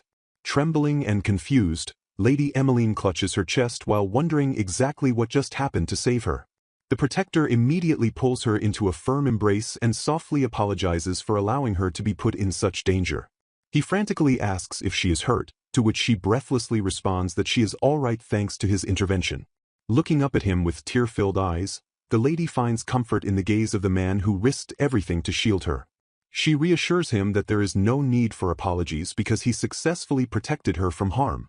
Watching their intimate moment from the floor, the defeated noble seethes with jealousy and mutters a bitter curse. The noble tries to regain his dignity but finds himself blocked by the cold, unwavering presence of the knight. A hand grips a sword hilt with lethal intent as the atmosphere in the room turns frostily sharp. The Guardian dominates the space, his shadow looming over the fallen antagonist in a display of absolute authority. Standing over his rival, the knight stares down with cold eyes and declares that the villain has finally crossed the line. With a sharp point directed at the noble's throat, the protector warns that he will show no mercy if any further harm comes to Lady Emmeline. The knight declares his ultimatum with such chilling resolve that the blonde noble is left paralyzed with fear. Sheathing his weapon with a clean click, the protector turns to the stunned crowd and politely apologizes for the disturbance. The aristocrats begin to whisper in awe, noting that the knight possesses the same legendary strength and bearing as his renowned father. A distinguished elder approaches and points out that none of this tragedy would have occurred if Lord Damien hadn't schemed to break the engagement. The elder sternly informs the disgraced noble that his current pathetic state is entirely a result of his own disgraceful behavior. Stung by the public rebuke, the antagonist can only grit his teeth in silent, humiliated fury. Turning toward the royal guest, the elder formally requests the fourth prince's official judgment regarding the marriage. Lady Emmeline looks on with concern, knowing that their future happiness depends entirely on the prince's approval. The fourth prince smiles confidently and announces that he sees absolutely no problem with the proposed union. A wave of relief and joy washes over the couple as they process the prince's favorable decree. The prince explains that a union between two such powerful magic bloodlines will bring immense benefit to the entire kingdom. He further praises the knight's recent display of courage, stating he is perfectly suited to guard the frontier. The ballroom erupts in cheers as the guests applaud the prince's excellent judgment and foresight for the kingdom's future. Shouts of "Long live the fourth prince" ring through the hall as the crowd celebrates the new union with great fortune. While the couple is led away amidst the celebration, Lady Emmeline feels a lingering sense of unease regarding the crowd's sudden shift. She reflects on how quickly the nobles changed their tune from condemnation to praise, feeling a chill despite the warm reception. Sensing her distress, the knight reaches out to comfort Emmeline as the manipulative figures of the court watch from the shadows. Reflected in a close-up, the protagonist notes that his grandfather remains as sharp as ever while observing the ongoing situation. Stepping forward with purposeful intent, a character begins to address the assembled group as the next phase of the confrontation starts. The Margrave stands with arms crossed, sternly addressing Damien and Cameron as they look on in shock and realization. With intense glares, the Margrave warns the pair that they will face the consequences for trying to disgrace him and his family. Reaching out with a guiding hand, he points out that a certain lady clearly knows something about the treachery that has unfolded. Narrowing his eyes with cold determination, he declares that he will not let any harm to the kingdom slide and demands the truth. Desperation grips the accused as they stammer in protest, pleading for a chance to explain their actions. A dark, heavy aura of despair surrounds Damien and Cameron as the weight of their failure and the Margrave's judgment settles over them. Guards seize the disgraced nobles and lead them away from the hall under the watchful, silent eyes of the remaining guests. Bart watches his sister being taken away, acknowledging that while it is what she deserves, it is painful because she is still family. Amidst the swirling magic and sparkling light, a pair of hands gently clasp together in a sign of mutual support and promise. Lady Emmeline looks forward with a serene, gentle smile, vowing that all she can do now is stay by her protector's side. The knight returns her gaze with a soft, sincere expression, acknowledging their bond in the aftermath of the chaos. Surrounded by floating flower petals and light, the couple holds hands, finally finding a moment of peace and love. The Margrave approaches the happy couple and encourages Lady Emmeline to give the cheering crowd a proper reply. Emmeline walks gracefully across the floor, noting to herself that she has been longing for this day of resolution for a very long time. Standing before a backdrop of blooming flowers, she joyfully realizes that this time for sure, they can finally get married. The scene shifts to the capital, showing the grand and imposing townhouse of the Margrave under a clear sky. A carriage arrives at the estate, and the lady is greeted warmly as she steps out onto the grounds. A maid named Alma rushes to greet her, expressing relief and concern after hearing about the exhausting events at the temple. The Margrave looks on with a slight smile as the young women share a joyful reunion in front of the townhouse. Turning to the group, the Margrave instructs Bart, Emmeline, and the knight to follow him to the parlor for an important discussion. Seated in the elegant parlor, Lady Emmeline takes a moment to once again thank her grandfather for everything he has done. The Margrave tells the couple to leave the pretenses to the prince and simply rejoice that they can now marry openly. Emmeline smiles warmly, telling her grandfather that his words have finally brought her back to a state of calm. Chuckling, the Margrave dismisses her thanks, stating he would do at least this much for his granddaughter's happiness. His expression turns serious as he addresses Bart, asking if he may finally explain the truth of the young man's background. Bart looks back with an intense, determined expression and urges the Margrave to please tell him everything.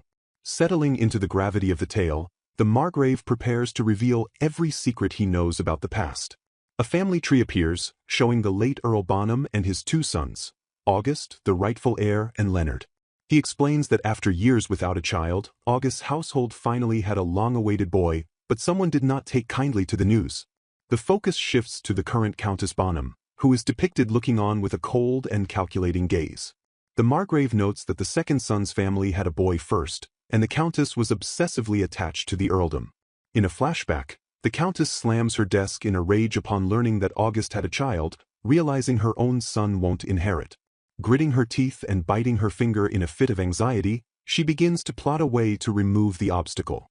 Her cruel scheme involved bribing a coachman to take August's family into the bewitched forest to be killed by monsters.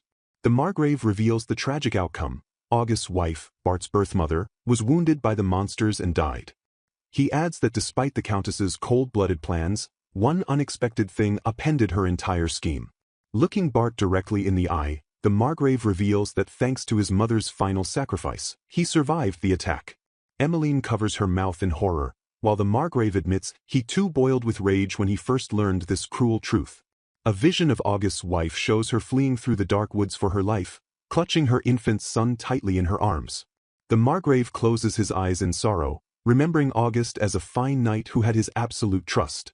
He reveals that he had even intended to wed August to his own daughter, Patricia, though that wish never came to pass.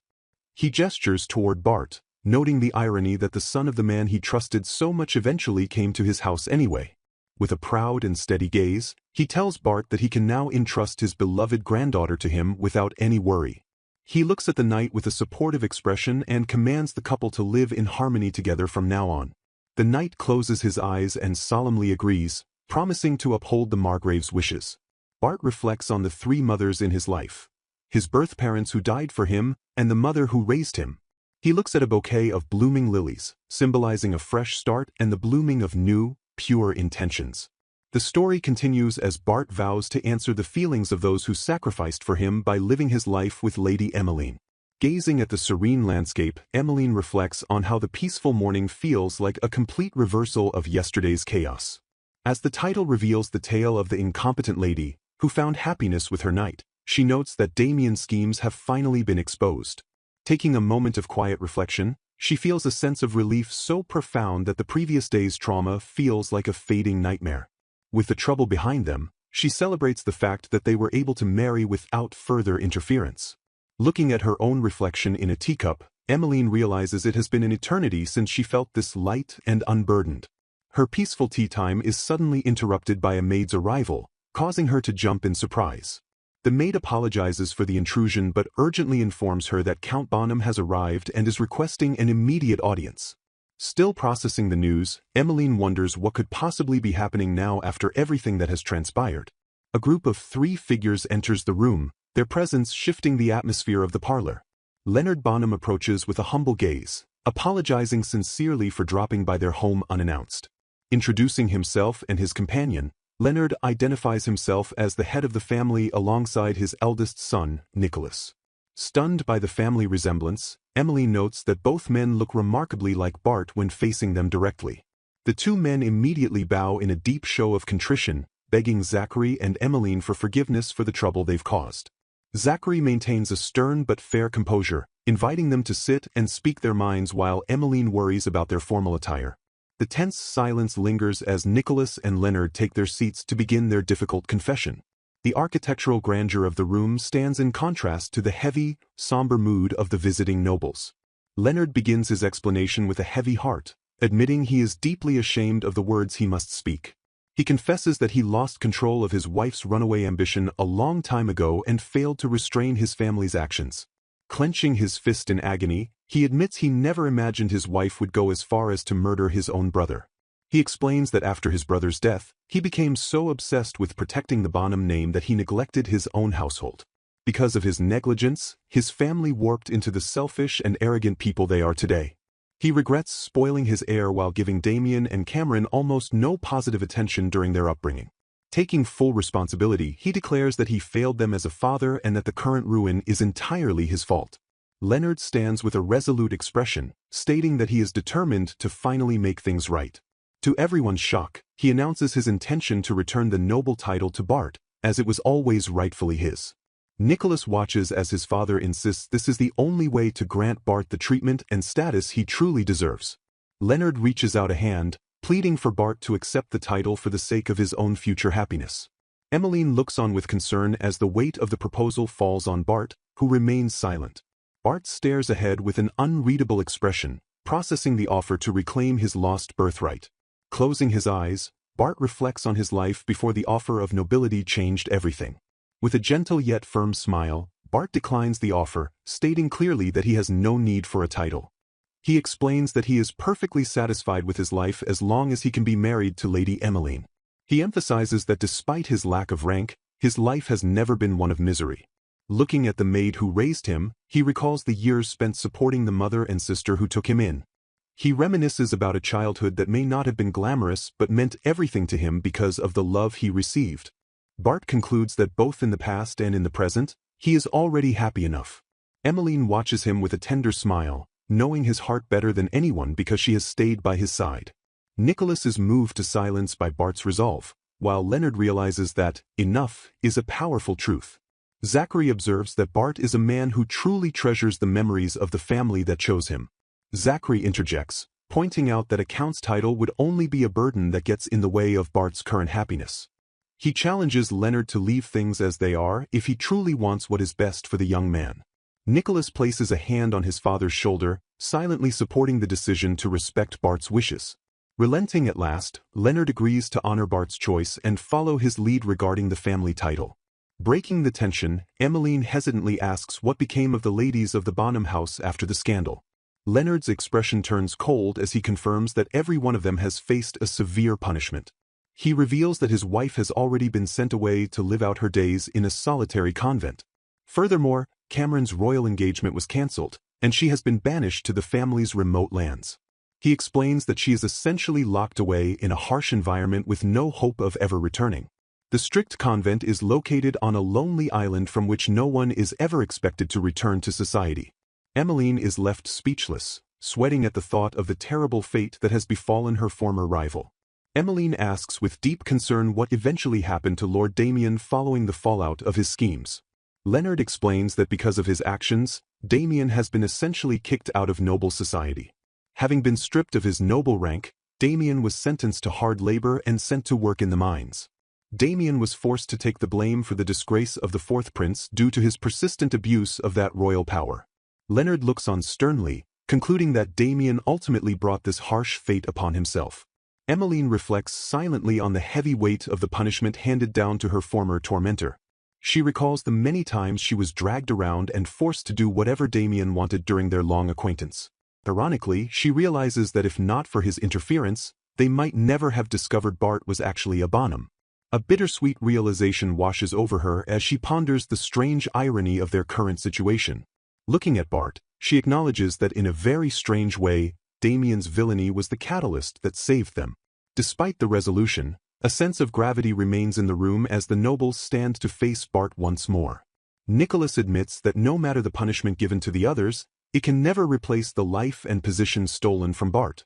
The group stands together in the parlor, the atmosphere thick with long overdue apologies and heavy hearts. Nicholas guesses that the other lords have been giving Leonard a difficult time, and Leonard solemnly agrees. Leonard clenches his fist, vowing to do whatever it takes to restore House Bonham's honor so Bart need never be ashamed. Looking directly at the young man, they express a desperate desire to finally make things right with him. Leonard bows deeply before Bart, offering a sincere and tearful apology from the bottom of his heart. The weight of Leonard's regret is visible in his bowed form as he seeks redemption for his past failings. He is filled with profound sorrow for failing to live up to his responsibilities as the head of the house. Bart remains calm and composed, eventually asking Leonard to please raise his head. A close-up of a reaching hand symbolizes the offer of peace and the closing of an old, painful chapter. Bart explains that he refuses to spend the rest of his life hating things that can no longer be changed. With a focused look, he reiterates that all he wants is to live his life peacefully with Lady Emmeline. Emmeline whispers his name, moved by the strength and grace he shows in the face of his biological family. Leonard looks up in surprise, seemingly struck by the maturity and kindness of the nephew he nearly lost. With a sad smile, Leonard remarks that Bart's personality is exactly like that of his late father, Wilbert. Bart is momentarily stunned by the comparison to the father he never truly knew. Leonard notes that Bart's honest nature is a perfect reflection of the brother Leonard once loved. Acknowledging his many mistakes, Leonard accepts that Bart will choose to stand by Emmeline instead of the title. He admits he has no right to ask for anything more after the years of neglect and suffering Bart endured. Despite everything, Leonard looks at Bart with a hopeful smile, wishing him well for the future. Bart looks back with a clear gaze, seemingly at peace with his decision to remain a commoner. With a humble and sincere heart, Bart offers a final thank you to the uncle who came to find him. As the Bonhams depart in their carriage, Bart and Emmeline stand together to watch them go. With the past finally settled, Emmeline happily notes that they can finally focus on getting ready for the wedding. Giggling with joy, Emmeline admits she is actually getting very excited for their special day. Bart smiles and tells her there is somewhere special he wants to take her after the ceremony is over. Zachary watches them with a paternal smirk, teasing them for already getting ahead of themselves with post-ceremony plans. Though he teases them, Zachary warmly expresses how much he looks forward to welcoming them as husband and wife. With a cheerful grin, Zachary calls out for everyone to finally head back to the frontier. Emmeline's face glows with a radiant and genuine happiness she has never known before. She shouts a vibrant yes as the story of their long struggle reaches its beautiful conclusion. On the day of the wedding, her bridesmaids gush over how absolutely gorgeous and radiant she looks in her gown. A friend tells her to wait just a moment while she goes to fetch Bart for their first look. The final chapter begins with Emmeline standing in her bridal attire, her heart racing with anticipation for the grand finale. A soft knock at the door is followed by a polite, "Excuse me," as the groom enters the room. Blushing and nervous, Emmeline asks Bart how she looks in her wedding finery. Bart stands frozen at the entrance, his breath taken away by the sight of his beautiful bride. When she worries if she looks weird, Bart quickly assures her she is so beautiful he can hardly even look at her. Seeing the genuine awe in Bart's eyes, Emmeline smiles brightly and whispers how glad she is. Following the downfall of Lord Damien, the fourth prince accelerates the marriage timeline and secures the king's formal permission. Overwhelmed by the gravity of the moment, the protagonist reflects on the long journey and the many challenges faced to reach this day. Radiating happiness in her bridal attire, she smiles as she realizes that the long-awaited wedding day has finally arrived. Her grandfather stands before her, overcome with pride as he admires her appearance as a gorgeous bride. His joy is tinged with sorrow as he wipes away a tear, wishing that her mother could have lived to see her in this moment. Moved by his words, she wonders if her mother would truly be happy for her while her grandfather offers his heartfelt reassurance. Turning his attention to Bart, the grandfather praises how magnificent he looks in his formal wedding attire. Bart admits to feeling incredibly nervous since he has never worn clothing this fancy before. The bride and her grandfather encourage Bart, telling him he looks perfect and carries himself with the same dignity as his father. Bart offers a quiet smile and a brief word of thanks, feeling bolstered by their support. The joyful atmosphere in the room is briefly interrupted as the maid, Alma, watches the group from a distance. Alma smiles gently, thinking to herself that the bride will be perfectly fine now even without her constant presence. Stepping forward, Alma formally addresses Lord Wilbert to pay her respects. Bowing deeply, the maid offers her sincere congratulations on the occasion of their marriage. Alma speaks of their different social standings and lack of blood relation, prompting a surprised reaction from her big brother. She entrusts the bride's happiness to him, asking him to take care of her from now on as her lady's husband. The bride objects to the formality, telling Alma she sounds as though they are no longer siblings. The grandfather intervenes with a surprising proposal, asking Alma if she would like to become his formally adopted daughter. Overwhelmed and confused, Alma listens as he explains his long-standing desire to reward her for her devotion to Emmeline. Emmeline expresses her absolute joy at the idea, exclaiming that having Alma as an adopted sister would be amazing. Embracing Alma, Emmeline reveals that she has always considered her to be her true big sister anyway. Bart urges Alma to accept the Margrave's kind offer gratefully, even as she hesitates due to her humble background. He reminds her of how she was always there for him after their mother died, ensuring he never felt alone. With a warm smile, he reaffirms that despite the lack of blood ties, she will always be family to him. Petals drift through the open windows of the grand hall as the weight of the moment settles over the family. Stunned by the incredible offer, Alma struggles to find the words to express her gratitude. Tears of joy fall as Alma bows and formally accepts, promising to be in their care as a member of the family. The head maid, Hannah, enters the room to check on the progress and signal that it is time to proceed. Gazing at the bride, Hannah is struck by her beauty and insists that they must show her to everyone immediately. Another maid rushes in to announce that the ceremony preparations are finally finished. Hannah excitedly leads the couple away, telling them that the guests are waiting with bated breath to see them. The couple shares a tender look and a final confirmation before stepping out to face their future together. They prepare to present themselves to the gathered crowd for the start of the festivities. The wedding bells ring out loudly across the estate to signal the union of the two souls. Emerging onto the balcony, The couple is met with a thunderous roar of congratulations from the people below. Looking out at the massive crowd, they are deeply moved by how many people have come to celebrate with them. Emmeline holds Bart's arm tightly, feeling the strength and support of his presence as they stand before their subjects. They share a quiet, intimate moment of connection amidst the loud cheers of the surrounding celebration. As she takes a deep breath, the bride reflects on the significance of this specific day. Looking out at the supporters, she offers a silent prayer of thanks to everyone who helped them reach this milestone. She vows that from this moment forward, they will join their strengths to face whatever comes next. The crowd continues to cheer wildly, their faces filled with genuine happiness for their new leaders. Bart's former comrades shout out their congratulations, jokingly reminding each other to mind their manners now that he is a noble.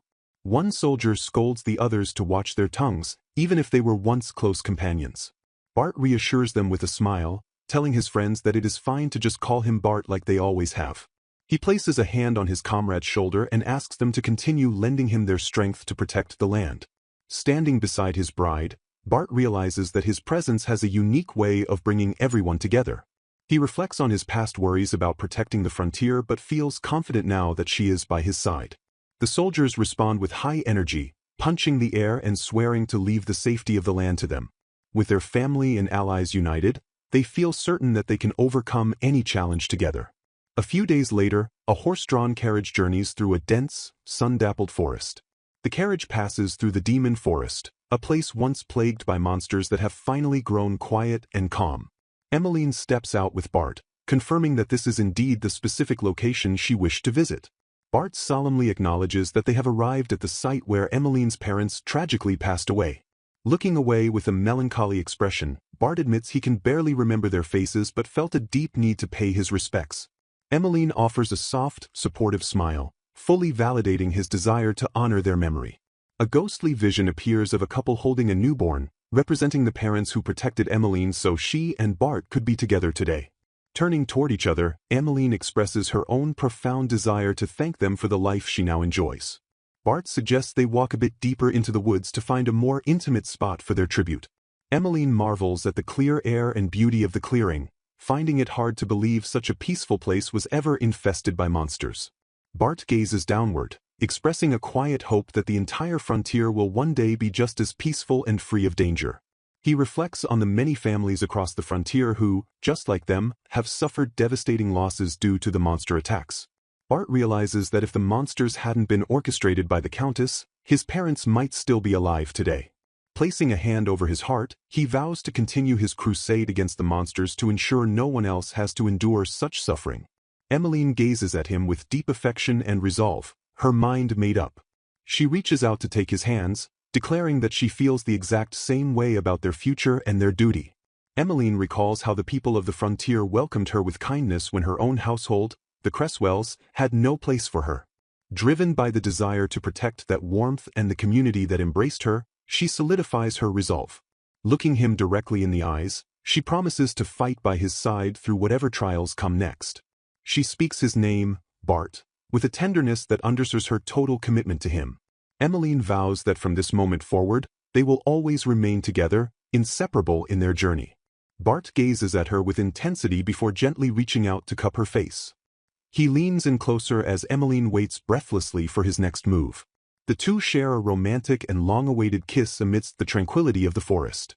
Pulling back slightly, Bart whispers her name, Emmeline, as the sunlight filters through the trees. With absolute sincerity, he finally confesses his love for her. Emmeline smiles radiantly and immediately reciprocates, telling him that she loves him too. Petals or leaves drift through the clear sky as the heavy atmosphere of the past finally lifts. The couple stands together in the vast, peaceful field, finally at peace with their history. Bart asks if they should head home, and Emmeline happily agrees, ready to start their new life. They walk toward a future where they truly belong, marking the end of their long struggle.